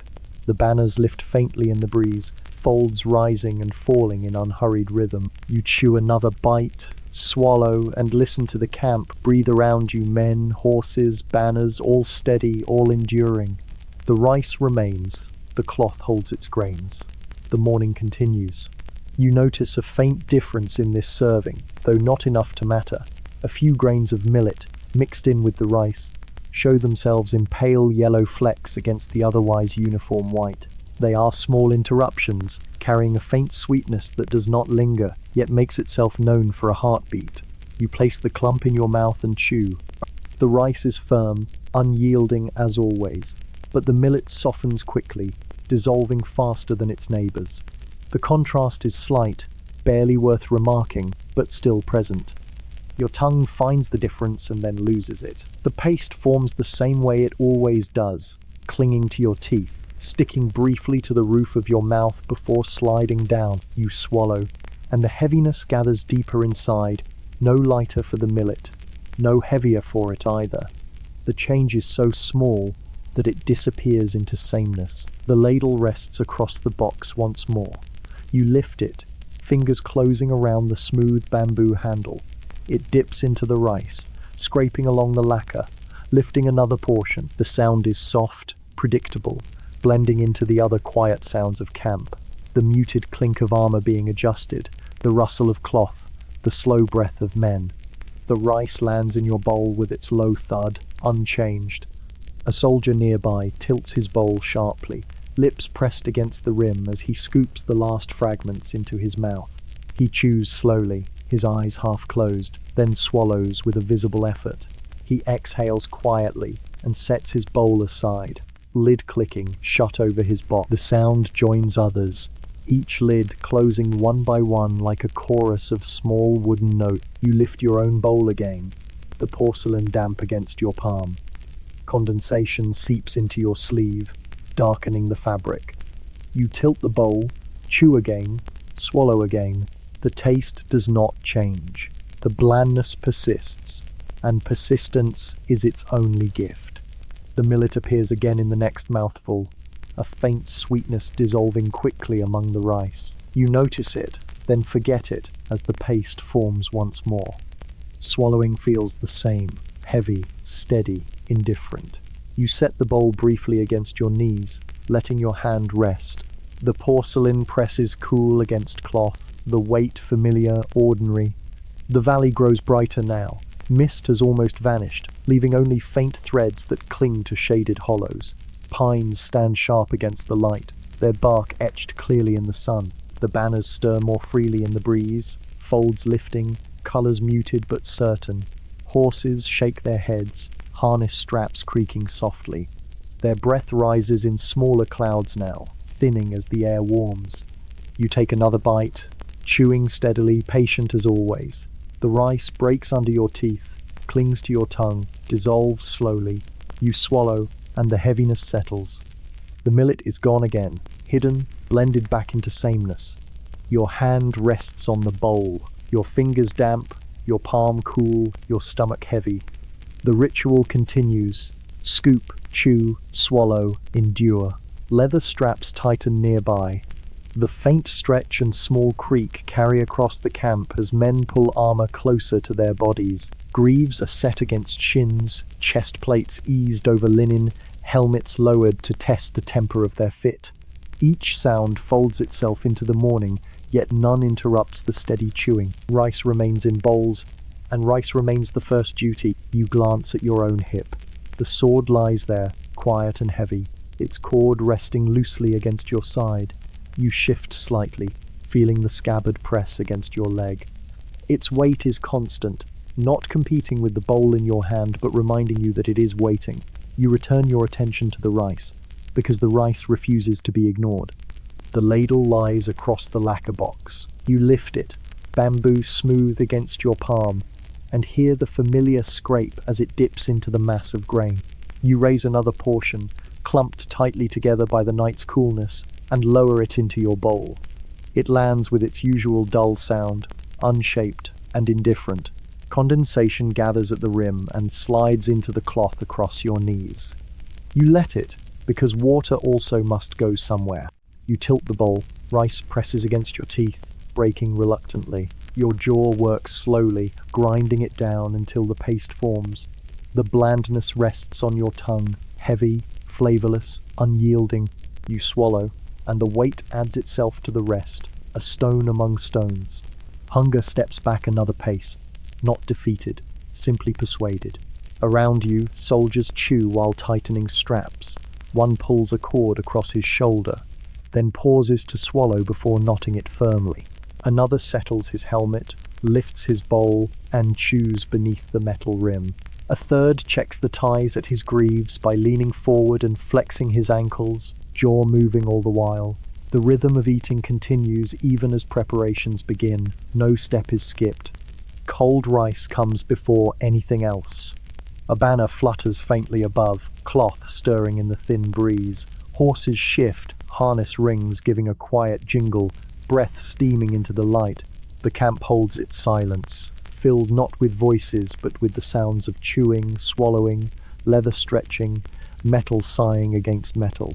The stream at the edge of camp repeats its single thought and does not mind being ignored. You scoop again, bamboo against lacquer, lacquer against bamboo, the little scrape you know by heart. The rice falls into your bowl, heavy and faithful. You raise it, chew again, swallow again. The cycle repeats, as it must. You do not hurry. Hurrying would be an argument with the morning, and the morning is the sort that wins. The soldier to your left finishes his portion. He sets the bowl aside, wipes his fingers on the cloth at his knees, and closes the lid over his box with a quiet click. The sound is modest, yet it lingers, a small punctuation mark that the air absorbs without comment. He tightens the strap across his chest. You can hear the leather wake up, stretch, and accept. Your own straps invite attention. You lift the bowl, take another mouthful, and chew while your free hand finds the familiar knots. The cord along your forearm yields under your fingers, then grips again as you pull, the fibers singing a thin tune. You swallow before drawing the knot tight, because even simple tasks prefer one at a time. The knot sits where it belongs, obedient and unambitious. The sun rises another finger's width above the ridge. Light runs along the lacquer like a brush of water, and the rice looks no different for it. Your bowl is cool and damp against your palm. Your palm is cool and damp against the bowl. The exchange seems fair. You tilt the porcelain and accept another mouthful. The grains resist, then soften, then surrender to the slow work of teeth. You swallow and breathe, and the breath becomes part of the camp's single patient body. Another soldier murmurs a wordless sound that might once have been a hum. Not a song, only the throat remembering it owns a voice. Leather answers with a creak. A scabbard taps a knee. Somewhere a buckle refuses and then relents. None of these things ask for notice, but you notice them anyway. Attention is a way of eating when flavor is absent. You lift the ladle again. The scoop passes through the rice, leaving a small valley with steep sides. It will collapse as soon as you set the ladle down. Gravity likes to tidy what hands have disturbed. The clump falls into your bowl. You hold it for a moment, feeling the chill gather in your fingers, Then bring it to your mouth. Chew, pause, chew, swallow. The pattern is simple, the pattern is sufficient. Ties at your calves request adjustment. You set the bowl on your knees, feel porcelain print a damp circle into cloth, and reach down. The first knot loosens with a small sigh. The second tightens with a modest complaint. You listen to the leather the way you listen to the stream, not for meaning, only for company. The bowl returns to your palm, and the rice returns to its work. The horse nearest you shakes its head, sending a faint rattle through its tack. It snorts and paints the air white for a heartbeat. You do not look up for long. The bowl touches your lip again. The rice touches your tongue again. The day edges forward in lines you can taste but not name. From somewhere behind you comes the quiet knock of two shields laid together and then apart. A test of balance, perhaps, or a habit. Hands move, jaws move, little else does. You use your free fingers to press a stray grain from the rim of the bowl. It sticks to your thumb, loyal to porcelain. You lift the thumb to your mouth and collect it with deliberate care. One grain joins the many. The many welcome it without ceremony. The strap across your shoulder still feels generous. You pull it once more, gain a finger's breadth, and let the new snugness introduce itself to your ribs. It is not comfort, but it is known, and known is enough. You breathe and count that breath as another repetition of the camp's chant: leather, metal, rice, water, breath. Your bowl is lighter now. You look into it and see the faint gloss of starch along the bottom, the scattered white of a few resisting grain. You draw them together with your thumb, gather them into a small company, and finish them. The taste is still the absence of taste. The absence, by now, is something like peace. Straps are mostly settled, lids mostly closed. The morning stands on both feet. You sit a moment longer with the bowl in your palm, not because there is anything left to do with it, but because the cool weight has belonged to you since the first scrape of the ladle. Then you lower it to your knees and let your fingers rest. The rice remains in the box. You remain where you are. The wind touches the banners as lightly as a thought that has changed its mind. Another mouthful waits. Another knot waits. You move to the mouthful first, of course. That is the rule the body understands. The air grows thicker with quiet, as though sound itself has slowed. Voices do not rise, though breath and chewing remain, steady as ever. Rice fills the camp more than words could. You lift your bowl once more, porcelain cool against your palm. Condensation slips down your fingers, darkening the cloth at your knees. You tilt the bowl, the clump falls into your mouth, and the familiar work begins again. Teeth press, grains break, paste forms. The taste is neither sweet nor bitter, merely present, the absence of flavor becoming its own kind of company. You swallow, and the weight slides down, joining the heaviness already settled deep inside. Hunger yields further, quieting to nothing more than memory. Your tongue finds a trace of starch along the roof of your mouth and smooths it away, patient as a hand over wrinkled cloth. Around you, men remain bowed over their bowls. One shifts slightly, adjusting his sitting cloth with 2 fingers and a small shake. Another runs a hand along his knee, brushing away a stray grain that clung where it was not invited. No one speaks. The rhythm of eating is complete without words. Silence settles as naturally as dew settles on pine needles. The ladle waits across the lacquer box. You take it again, bamboo calm in your grip. The scrape against lacquer is the same, steady and familiar. Rice clings together, forming its pale clump, then drops into your bowl with the usual thud that hardly deserves to be called a sound. The stream at the camp's edge continues its one-idea conversation, sliding past stones that have heard it all before. You raise the bowl again. Your lips touch the rim, damp with moisture. The rice enters your mouth, resisting until your teeth persuade it. You chew slowly, patiently, until it softens. The blandness clings to your tongue, then slips away as you swallow. You pause to breathe, and your breath joins the others in a cordial agreement not to hurry the day. The banners above stir faintly in the breeze. Their colors remain muted, folds lifting and settling again, careful not to break the quiet. Horses stamp softly at the edge of camp, their breath rising in pale clouds that the air erases as a careful scribe erases a line and writes it again. A crow calls once from a distance, a single black note on a pale page, then falls silent, leaving the chewing to fill the air once more. A soldier across from you closes his box, lid clicking softly into place. Another follows, then another. Each sound is a modest punctuation mark. Your own box remains open. Rice still waits, patient, steady, uninterested in the ceremony of closure. The open lid smells faintly of wood and past mornings, as though lacquer remembers everything it has covered. You gather the last grains of this portion from the bottom of your bowl. They cling to the porcelain, scattered thin. You run your thumb along the rim, collecting them, placing them onto your tongue. They taste no different, yet the act feels deliberate, complete.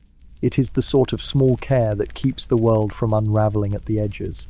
You swallow, and your bowl rests lighter in your hand. You take a sip from the clay jar at your side. The water is cool and simple. It carries no story except its own straight path. The sip loosens what starch remained, and the rice within you settles as if reminded that gravity has its duties. You set the jar back, its rounded side resting against earth with a mute agreement to stay. Leather shifts again to your right. A soldier tests the knot along his forearm, then the knot along his calf. Chewing between both, he moves as though the body has many doors, and each one must be checked, calmly, without suspicion. The sound of his teeth never leaves the rhythm. You mirror him without meaning to. Your fingers tap a binding. Your jaw answers with its patient work. Light broadens across the ground, finding dew on grass tips, catching on a buckled strap, tracing a bright line along the edge of a blade that remains sheathed. The camp allows itself to be seen more clearly. The rice does not bother to change its face. In your bowl it is still pale, still firm, still committed to being enough, and nothing more.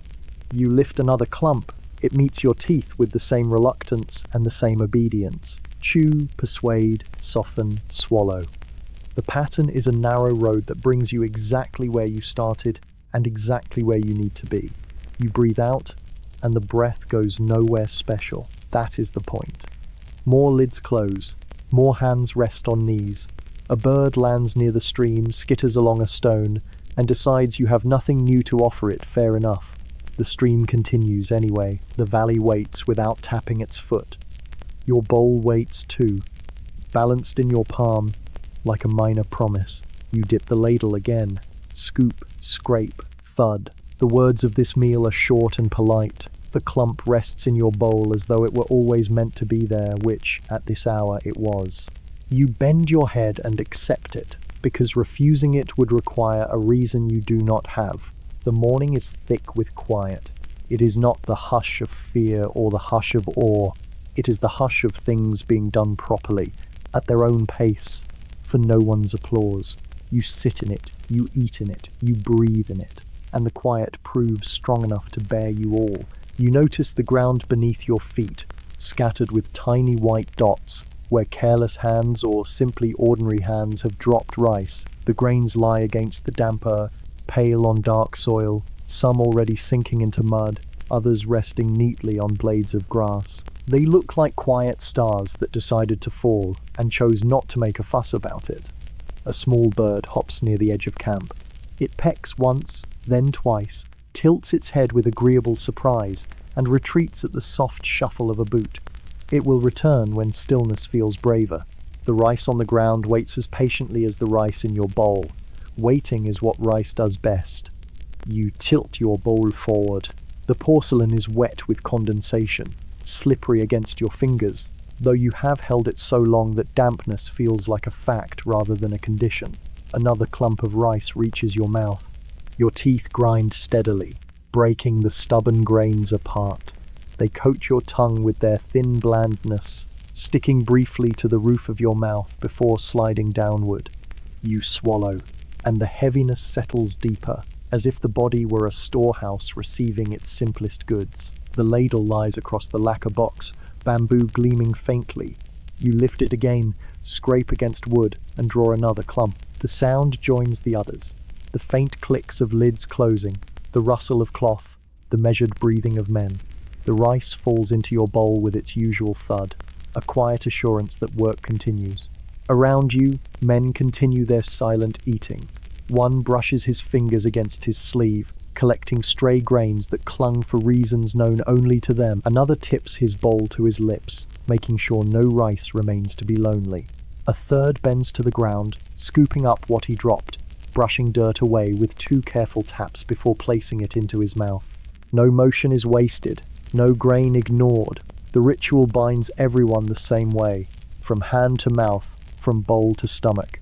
A line of ants discovers a prize near the fire pit, the smallest constellation of rice. They approach with the organization of creatures who have never doubted their instructions. They lift what is liftable and begin a quiet parade toward grass. You consider the industry, then return to your own. The horses flick their tails, stamping softly against damp soil. Their breath rises in pale plumes, dissolving quickly in the warming air. A harness strap creaks, then holds. A banner folds and refolds upon itself, as the breeze asks for one more adjustment and gets it. You chew another mouthful, your jaw moving slowly, steadily. The grains soften, clump, scatter, and then dissolve into paste. The blandness lingers only long enough to be swallowed, then disappears into weight. You lower the bowl briefly, letting it rest against your knees. The porcelain presses cool into the fabric, dampening it further, a circle widening like a small pond, learning to be a lake. The bird returns, timid, pecking at the ground again. It finds a grain, lifts it, tilts its head, and swallows quickly before hopping away once more. No one notices but you. Rice belongs to all who find it, whether in bowls, in boxes, or on the ground. You take the hint and brush one clinging grain from your sleeve back into your bowl, completing a small circle that no one else needed to see. The stream at the edge of camp speaks the same word it always speaks. A soldier rinses his bowl there and sets it upside down on a flat stone to dry. He watches the water for exactly as long as it requires to pass, which is to say, he watches it for the length of a breath and then another. He returns, sits, and gathers the few grains left on his cloth, placing them on his tongue with the respect owed to small things. You lift your bowl again, guiding another clump into your mouth. The act repeats, unchanging, certain. Scoop, chew, swallow. The mouth works, the throat accepts, the body keeps its own counsel. You reach into the box once more and feel the rice give way under the ladle. Then close behind it, the small valley filling itself the way water smooths the wake of a boat. You look down and see more grains on the ground, one bright on a leaf, one half muddied, one shining like a bead along a root. You do not pick them up. You let the birds, or the ants, or the soil make a decision. Your responsibility is the bowl you hold, the box at your knee, the breath that leaves you evenly. It is enough to finish what is already yours. A mild sweetness shows itself for a heartbeat, a hidden fragment of millet, perhaps, and then fades into the rice's patient quiet. You note it the way you would note a cloud crossing the sun, a brief difference that honors the sameness by not lasting. The camp keeps breathing. The small bird finds courage a third time. A banner lifts and settles. You finish the mouthful, set the bowl upon your knees, and listen to the world accept the ordinary shape you have given it. Your stomach begins to settle into its quiet ache of fullness, not comfort but weight. The rice has dulled hunger, though without joy, leaving behind only the sense of being occupied. You lift your bowl again, condensation slipping along your fingers. The damp porcelain presses cold into your palm, yet the chill feels familiar now, as if it belongs and always did. The clump enters your mouth, breaking reluctantly beneath your teeth.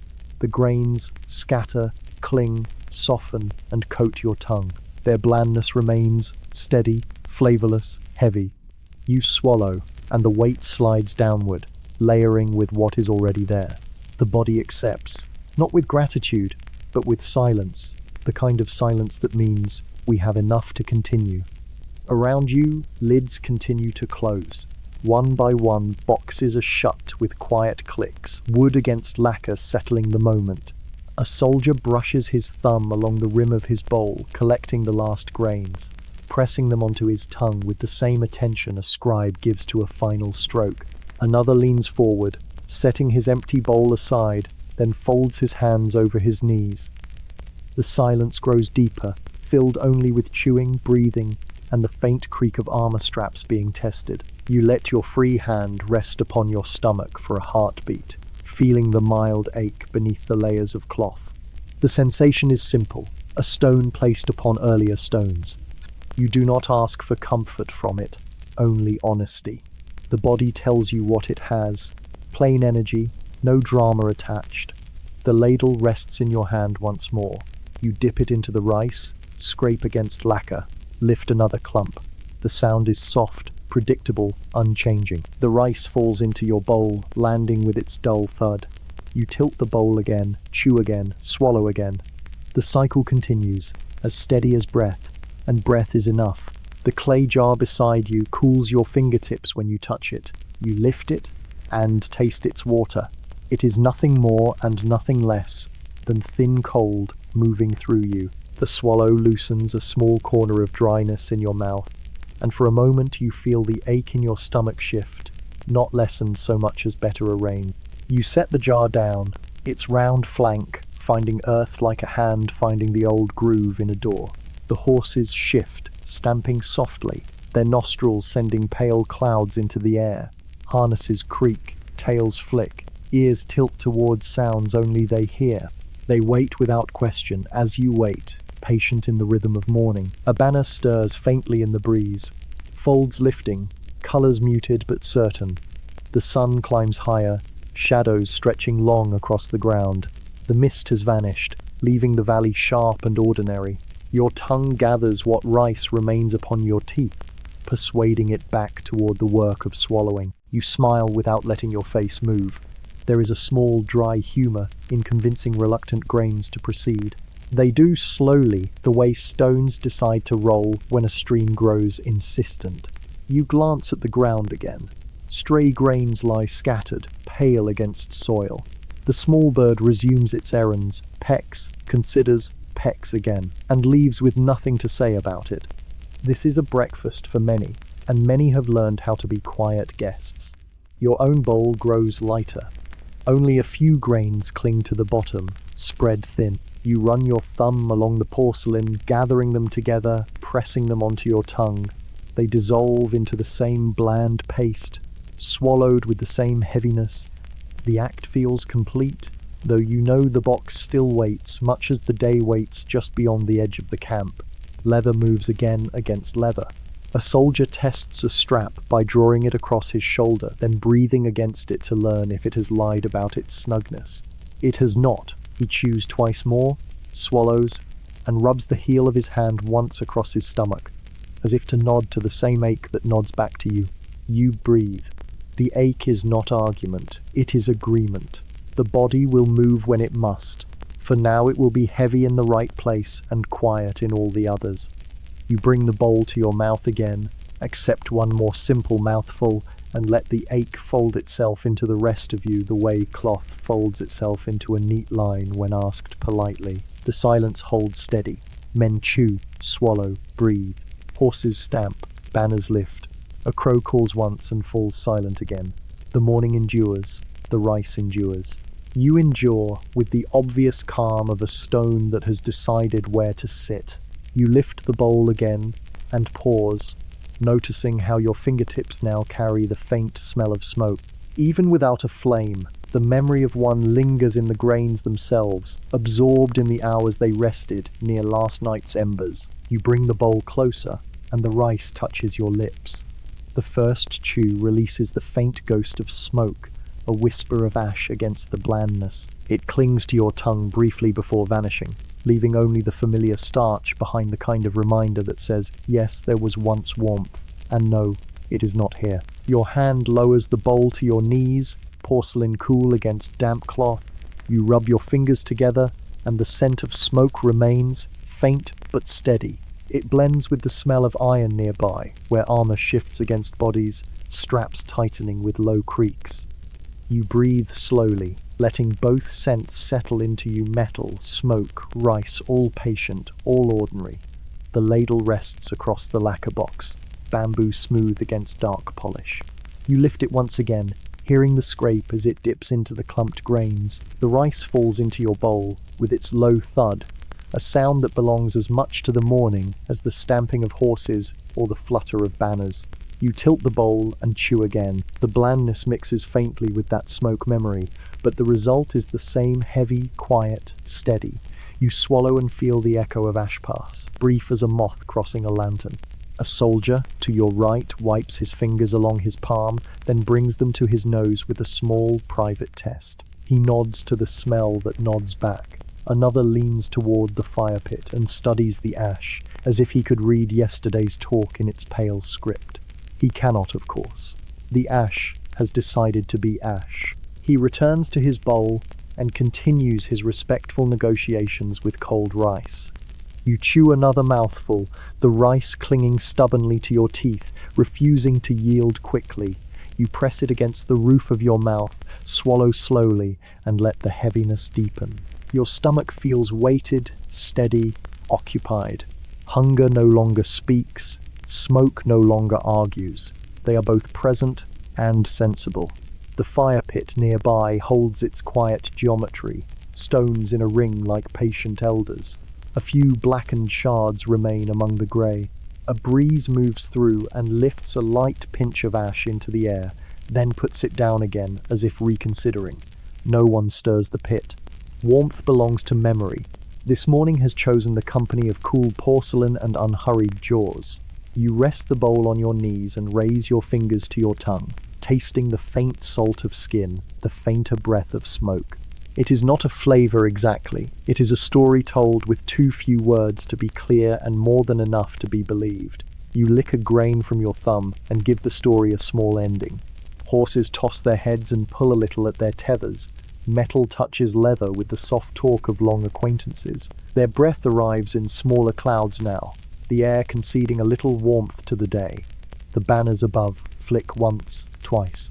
Somewhere, a crow decides it has said enough and takes its conversation to another ridge. You dip the ladle again, scoop, scrape, thud. The words of the morning do not change. You raise the bowl and discover the smoke less vivid now, as if it has finished what it came to do. Announce that it was, and agree that it is not. You chew with the same steady insistence. The rice surrenders at the same deliberate pace. You swallow, and the weight finds its shelf within you. The soldier across from you draws a fingertip through a smear of starch at the bottom of his bowl, and holds it up like a pale crescent. He studies the line as if it promised a prophecy. It does not.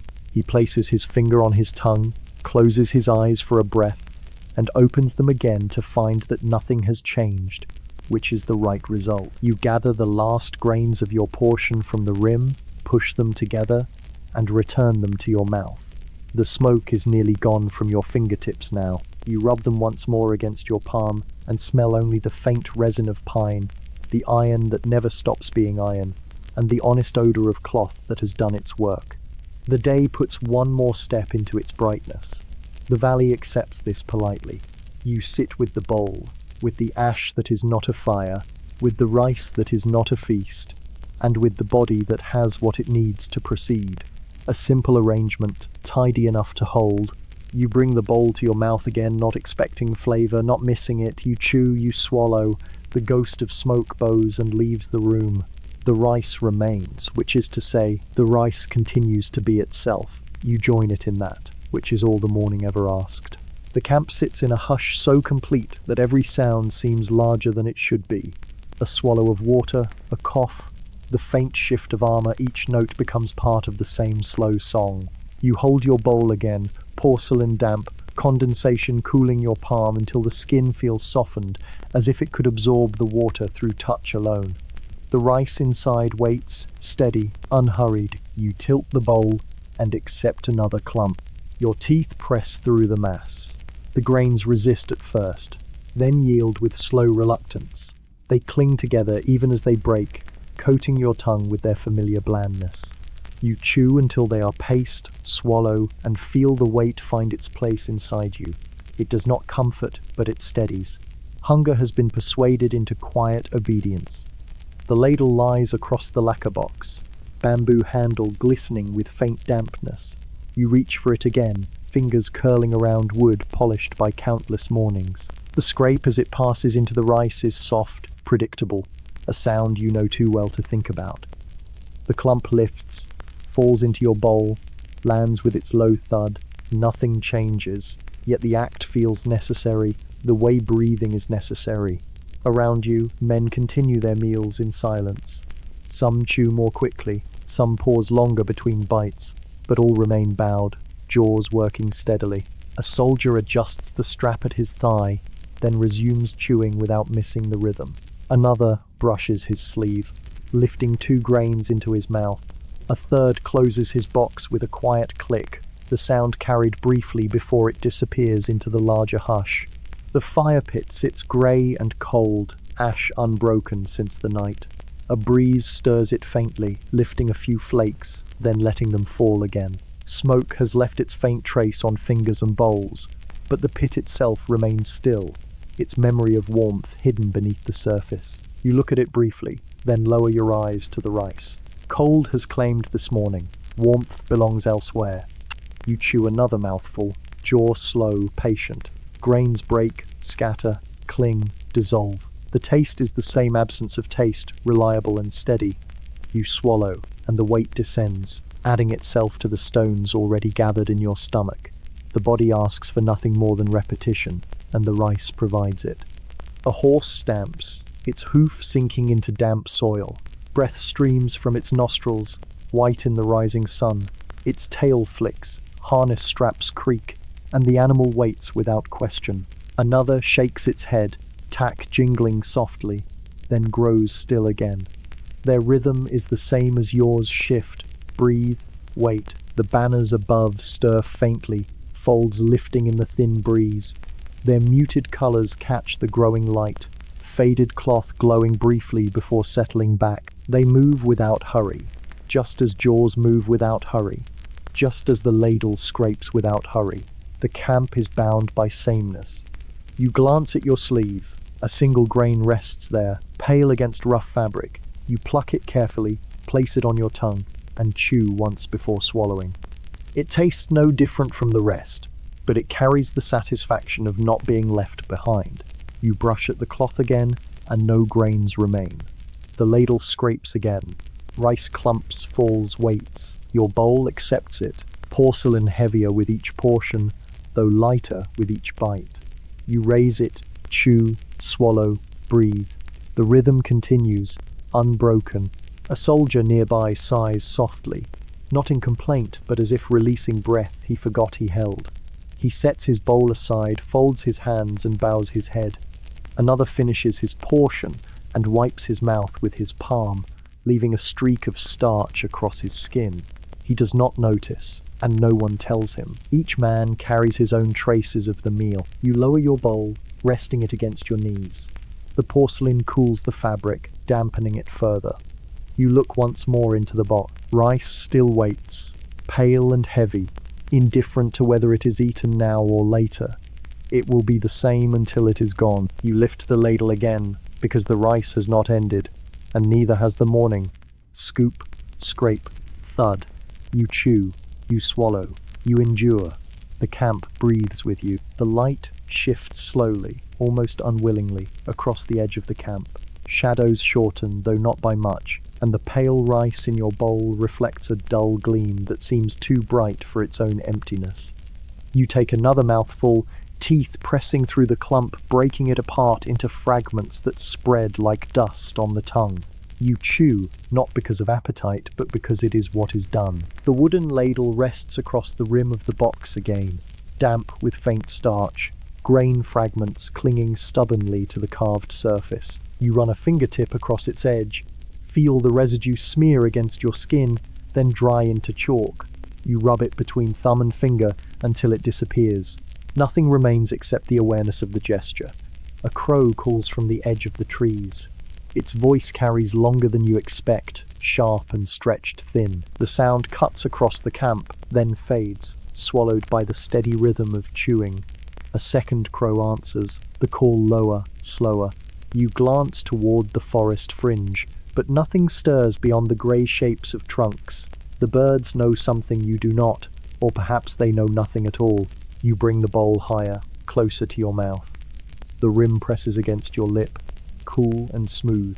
You tilt it slightly, guiding the grains without effort, and another clump slides into your mouth. Your teeth grind down again. The sound of chewing fills your own ears more than any other sound, as though your skull amplifies the rhythm.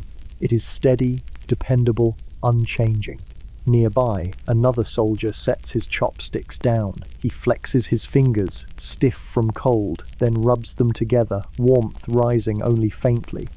He picks the sticks up again, holds them without using them, then places them once more across his box. The repetition mirrors your own, though each action seems detached from hunger. It is ritual, not sustenance. You glance at the horses again. One sways in place, tail brushing lazily at the air, while another lowers its head to sniff the earth. Their movements are slow, unbothered. Harness straps creak, then settle again into stillness. A fly hovers near an ear, and the horse flicks it away without thought. You chew your rice at the same pace as the animal sways, both of you repeating what has always been repeated. The air smells faintly of boiled grain, though nothing has been warm for hours. The scent is stale, lingering from the night's cooking. It clings to cloth, to fingers, to the inside of the bowl. You breathe it in again and again, never stronger, never weaker. It simply remains. You lift the ladle once more. The scrape through the rice is quieter now. The box half empty, grains shifting reluctantly. The clump that emerges is smaller, uneven, some grains falling back before reaching the bowl. You catch what you can, set it down, and return the ladle to its rest. The bamboo handle gleams faintly with starch and moisture. Your bowl feels lighter, though still present, its porcelain edge faintly cool in your grasp. You lift it to your mouth again, repeating the same small tilt, the same slow chew. The rice dissolves reluctantly, grains merging into a soft paste before you swallow. You breathe out after, the exhalation carrying no sound but still marking the end of another bite. The camp is quiet in its sameness. Men sit, chew, swallow. A few close their eyes briefly, not asleep, only conserving. Some glance toward the banners, still swaying faintly in the light wind. Others look at the earth, darkened by dew, scattered with pale chaff from the boxes. The ground receives everything without concern. You touch your sleeve once more. A damp patch remains where the bowl has rested. It has spread slightly, fabric darker in a neat oval. You press it with your thumb, feel the wetness seep into your skin, then let it go. It will dry later, or it will not. The patch is its own matter. The rice continues, bite after bite. Nothing changes, and yet the bowl grows lighter. You chew without tasting, swallow without thinking. You know that others are doing the same, that no one considers the act itself. The rice is simply there, and you are simply eating it, as they are. The crow calls again, farther now, as though distance muffles its voice. The trees remain still, edges blurred by light. You return your gaze to the bowl, to the clumps of pale grain that remain. You raise another portion, chew, swallow, breathe. The rhythm holds steady. The camp does not hurry, neither do you. The rice is cold, and so is the morning, but both are expected. You do not resist. You only continue. Leather announces itself in the quiet, the way a careful guest clears a throat, soft, respectful, but impossible to ignore. Somewhere to your right, a strap draws tighter with a low, patient stretch. The sound carries just far enough to be heard, and then goes no farther, as if the camp has walls made of attention. You hold your bowl, porcelain damp against your palm, and let the note pass through you like a small wave through reeds. You lift the bowl and accept another clump. The rice resists, then loosens, then gives up its structure in the slow court of your teeth. It clings to the roof of your mouth, and then slips, reluctant and obedient in equal measure. You swallow, and the heaviness finds its shelf. The body nods once to say, yes, that will do. Hunger, which has been walking backward all morning, takes another step away, and pretends it meant to leave the whole time. The ladle rests, bamboo damp and patient. You could scoop again, and you will, but you pause because the straps around you are talking. One soldier passes a cord under his arm and draws it until linen creaks, and the curve of his shoulder becomes a little more certain. He keeps chewing while he does it. Another lifts a tie at his calf, feeds it through a loop that has opinions, and pulls until the knot remembers its responsibilities. He too keeps chewing. The camp is a chorus of jaws and leather, a duet, so practiced it needs no conductor. You lower the bowl to your knees and touch the strap at your ribs. The knot holds, willing but a touch vain. You pull it once to remove its pride, and once more to confirm it is still itself. The cord answers with a faint, fibrous sigh, a sound you could recognize in sleep. You lift the bowl again and take a small mouthful in honor of the cord's cooperation. The rice makes its usual argument and loses, as it always does. Another soldier leans forward and tests the long binding that rides from his shoulder to his lower back. He pulls the tail with 2 fingers, listens to the stretch, and then lays the excess across itself with a neat flat fold. Teeth move all the while. He swallows when the knot settles, as if his throat is also a kind of fastening. When he breathes out, it is quiet enough that even the nearest horse does not trouble to flick an ear. You dip the ladle again. The scrape across lacquer is softer now, fewer grains to push against, more empty to pass through. The clump that falls into your bowl keeps its shape like a polite guest holding posture. You bring it to your mouth and find, unsurprisingly, that it tastes exactly like the last mouthful, which was indistinguishable from the one before. Predictability is a kind of mercy. You accept it. Leather speaks again, this time behind you. A long, unhurried draw as someone cinches a breast strap across linen, then tests breath under it. The breath passes. The strap agrees. A small tap follows, perhaps the back of a knuckle applied once to the knot, a gesture that says there will be no trouble between us. You chew, you swallow, you keep your eyes on the bowl so the strap can maintain its dignity. A banner lifts and settles. The horses stand like thick punctuation at the edge of the sentence the valley is writing. One stamps, prints the damp earth, and then accepts the stillness again. A crow decides the pines are insufficiently impressed and goes elsewhere to be admired. None of this alters the conversation between leather and grain. The day waits until meals and knots are finished. It has learned patience from men who learned it from rice. You set the bowl down and test the tie at your thigh. The cord rubs your skin through cloth, dry, rough, honest. You smooth it, then draw it, then smooth it again. The knot slides home and sits there with the self-satisfaction of a work done exactly to specification. You lift the bowl and reward yourself with the most ordinary bite rice has ever offered. Your tongue persuades the paste to keep moving. Your throat consents. The stone in your stomach makes room for one more stone and files no complaint. Around you, lids begin to close again. Not hurriedly, just in sequence, each a small wooden certainty. Click, and then quiet to receive the next click, and the next, like footsteps entering a temple one by one so the floorboards won't feel crowded. A soldier wipes a line of starch from his bowl with his thumb and transfers it to his mouth, as if returning a lost traveller to its village. Another breathes on the knot at his wrist, a habit, perhaps, since knots respond no better to breath than to the weather, but he does it anyway, and then smiles to himself without moving his face. You reach for the strap that runs behind your shoulder. It is the one that grows jealous if ignored. You oblige it. The leather warms under your fingers, as if remembering last summer. You draw it until your shoulder settles back into its proper place. Then, out of fairness, you loosen it half a finger. Balance is not complicated. It is only fussy. The strap and your ribs sign a piece they will revise later without telling you. The bowl rises. Another mouthful.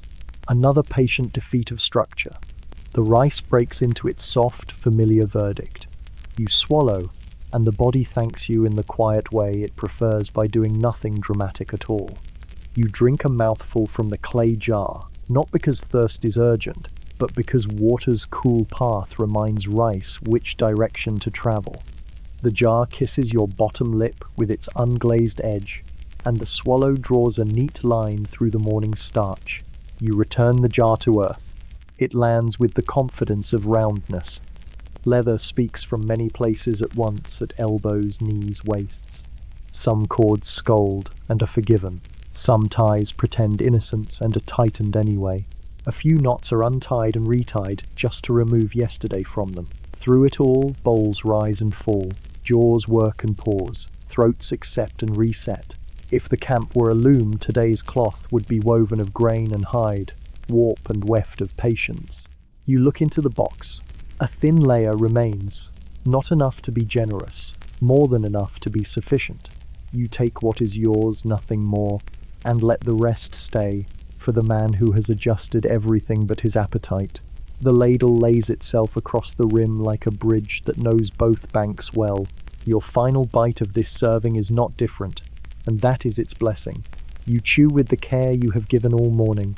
You swallow with the same gravity. Then you set the bowl on your knees and press 2 fingers to the strap at your ribs and 2 to the one at your thigh, as if you were a scale giving equal time to both pans. Satisfied, you rest your hands.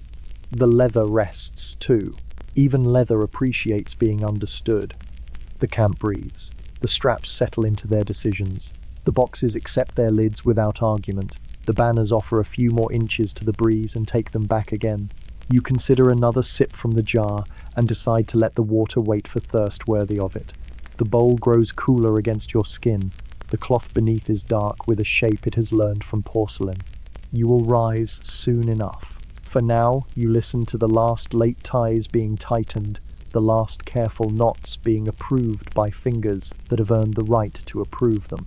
You listen to one more click of a lid and one more swallow taken slowly, as if the throat wished to hear itself end a thought. The quiet is full of decisions, all small, all correct. You lift the bowl once more, out of respect for the ritual that has carried you to this point. There is hardly anything left in it, only a few stubborn grains that prefer porcelain to the future. You collect them, place them on your tongue, and let them become part of the weight that steadies you. Then you set the bowl down and let your hands fall open. Leather and rice both satisfied for the moment with their stations. The rice is nearly gone. Only a thin film clings to the inner curve of the bowl, a pale crust that does not wish to leave the porcelain that sheltered it. You tip the bowl slightly, and the light finds each grain as if they were small beads placed by a patient hand. Your fingers, damp and heavy, tighten around the rim. You lift it to your lips, tongue pressing along the edge to gather the reluctant fragments. They dissolve slowly, starch becoming paste, paste becoming weight, weight becoming silence in your body. A soldier near you taps his box once with the back of his knuckles. The wood answers with its quiet, hollow tone, a polite acknowledgement before the lid settles. Another soldier breathes out sharply through his nose, as if expelling the last thread of appetite along with the air. All around, bowls return to laps. Boxes close with care, straps are pulled for the final time. The camp enters the stage of after-meal, the pause before movement, the low hum of waiting. The ladle lies on its side, abandoned but not forgotten, its damp end leaving a faint dark line across the lacquered rim. The bamboo handle gleams faintly, polished by years of hand. You consider lifting it once more, but the body has declared itself finished. Hunger no longer calls. Only habit suggests one more scoop. You let the ladle rest, its small weight enough to claim its place without complaint. You run your thumb across the rim of the bowl. The porcelain is cool again, the steam long gone. The faint smear of starch leaves a soft tackiness against your skin, like paper not fully dry. You rub it off against your cloth, and think how the cloth itself will carry that mark into the day, a stain that will not announce itself loudly, but will remain until water finds it later. The horses stamp again, this time more firmly. One shakes its head, the harness creaking in sympathy. The sound draws every ear, but no eyes soldiers keep their gaze on their bowls, their knots, their straps. To look at the horses now would be to break the rhythm. The animals are steady, they need no witness. You adjust the strap at your waist one last time.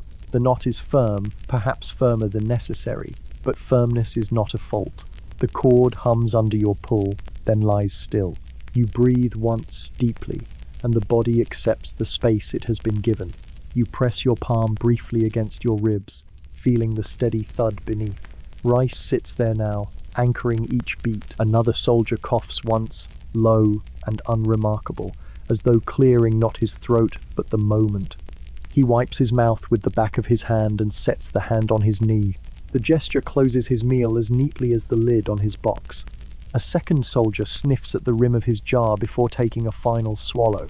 The clay gives its echo, throat answers with its hollow note, and silence returns to its seat. You tilt your own jar. A thin trickle runs down your tongue, cooler than it was earlier, touched by the morning air. The water moves the last grains of starch along, guiding them into the depths where weight joins weight. You wipe your mouth with 2 fingers, then dry the fingers on the cloth at your thigh.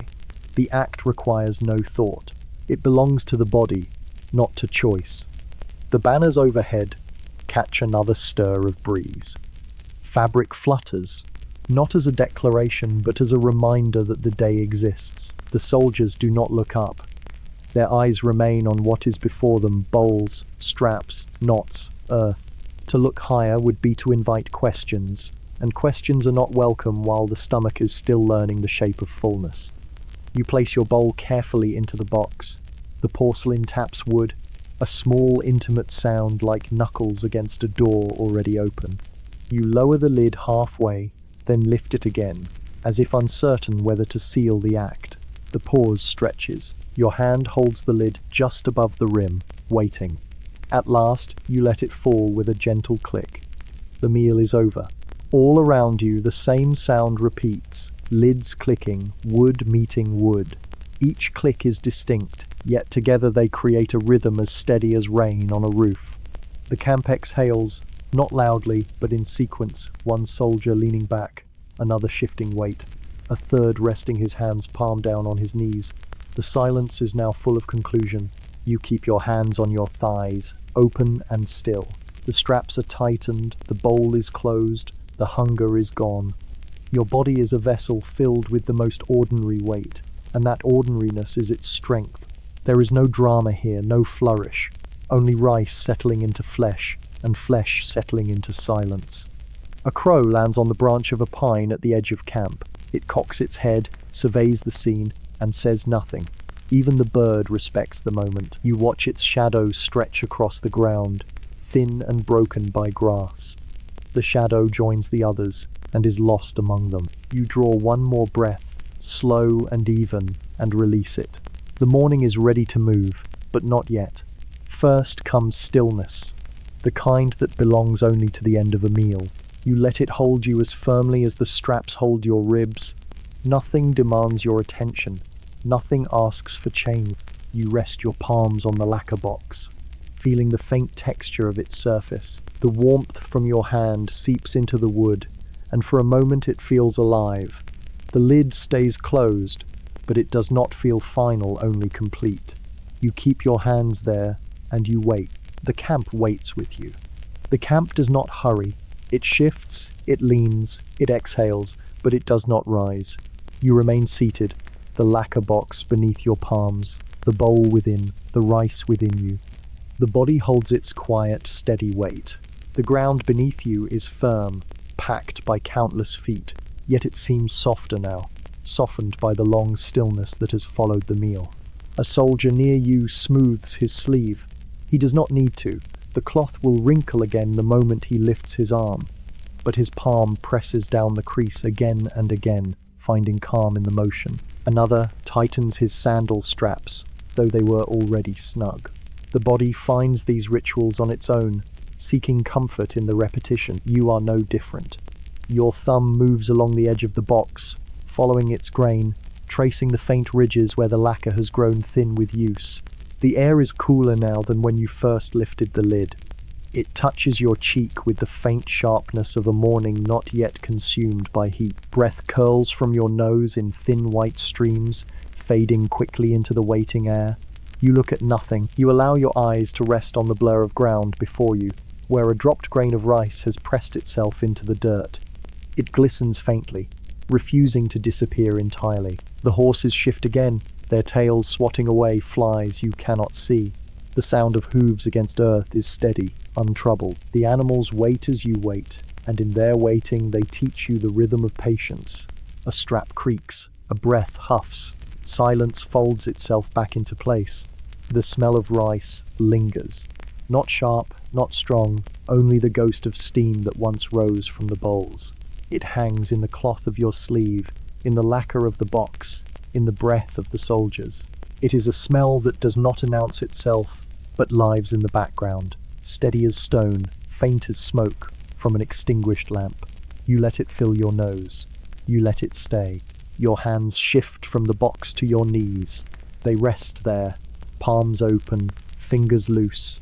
The body knows there is more to come, but the mind allows itself to dwell here, in this small pause, where fullness is felt not as joy or discomfort, but as balance. Rice has brought you here. Cold rice, plain rice, nothing more, and yet it is enough to hold you still. Someone coughs lightly. Another clears his throat. A third exhales with a faint hum, a note that vanishes before it can find a tune. These small noises rise and fall like waves against a quiet shore. They do not disturb. They confirm that life continues, even in silence. You draw another breath, slower this time, and let it slide out between parted lips. It feels heavier than the last, but no less calm. The rice rests within, pressing downward, making its place known. You touch your stomach lightly with your palm, not out of vanity or concern, but simply to acknowledge the truth. You are fed, you are steady, you are here. The crow lifts from the pine branch, wings cracking the air like old cloth shaken out. It does not circle, it does not call, it simply rises into the pale sky, leaving the branch swaying behind it.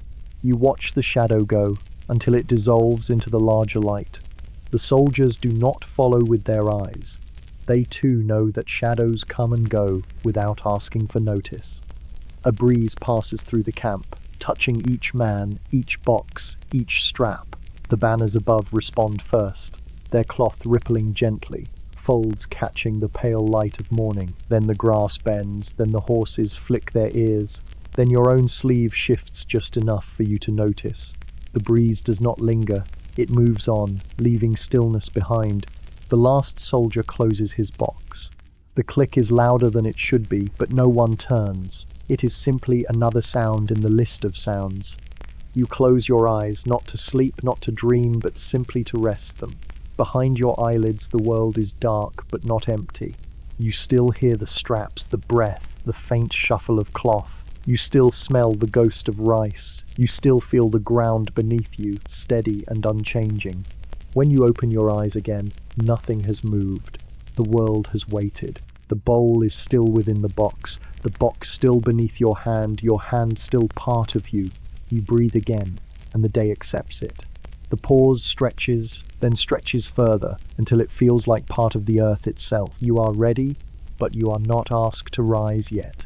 You are steady, but you are not asked to move yet. For now, there is only the quiet presence of rice within you, binding you to the morning, binding you to the earth, binding you to the silence that hovers before the next moment begins. You let it hold you, and you do not resist. The world around you holds its breath. The camp, the banners, the faint smoke from the last embers of the fire, all of it seems to slow, as though even time itself has been content to rest. You sit with the aftertaste of rice still faint on your tongue, the quiet weight of it steady in your stomach, and there is no reason to think beyond that.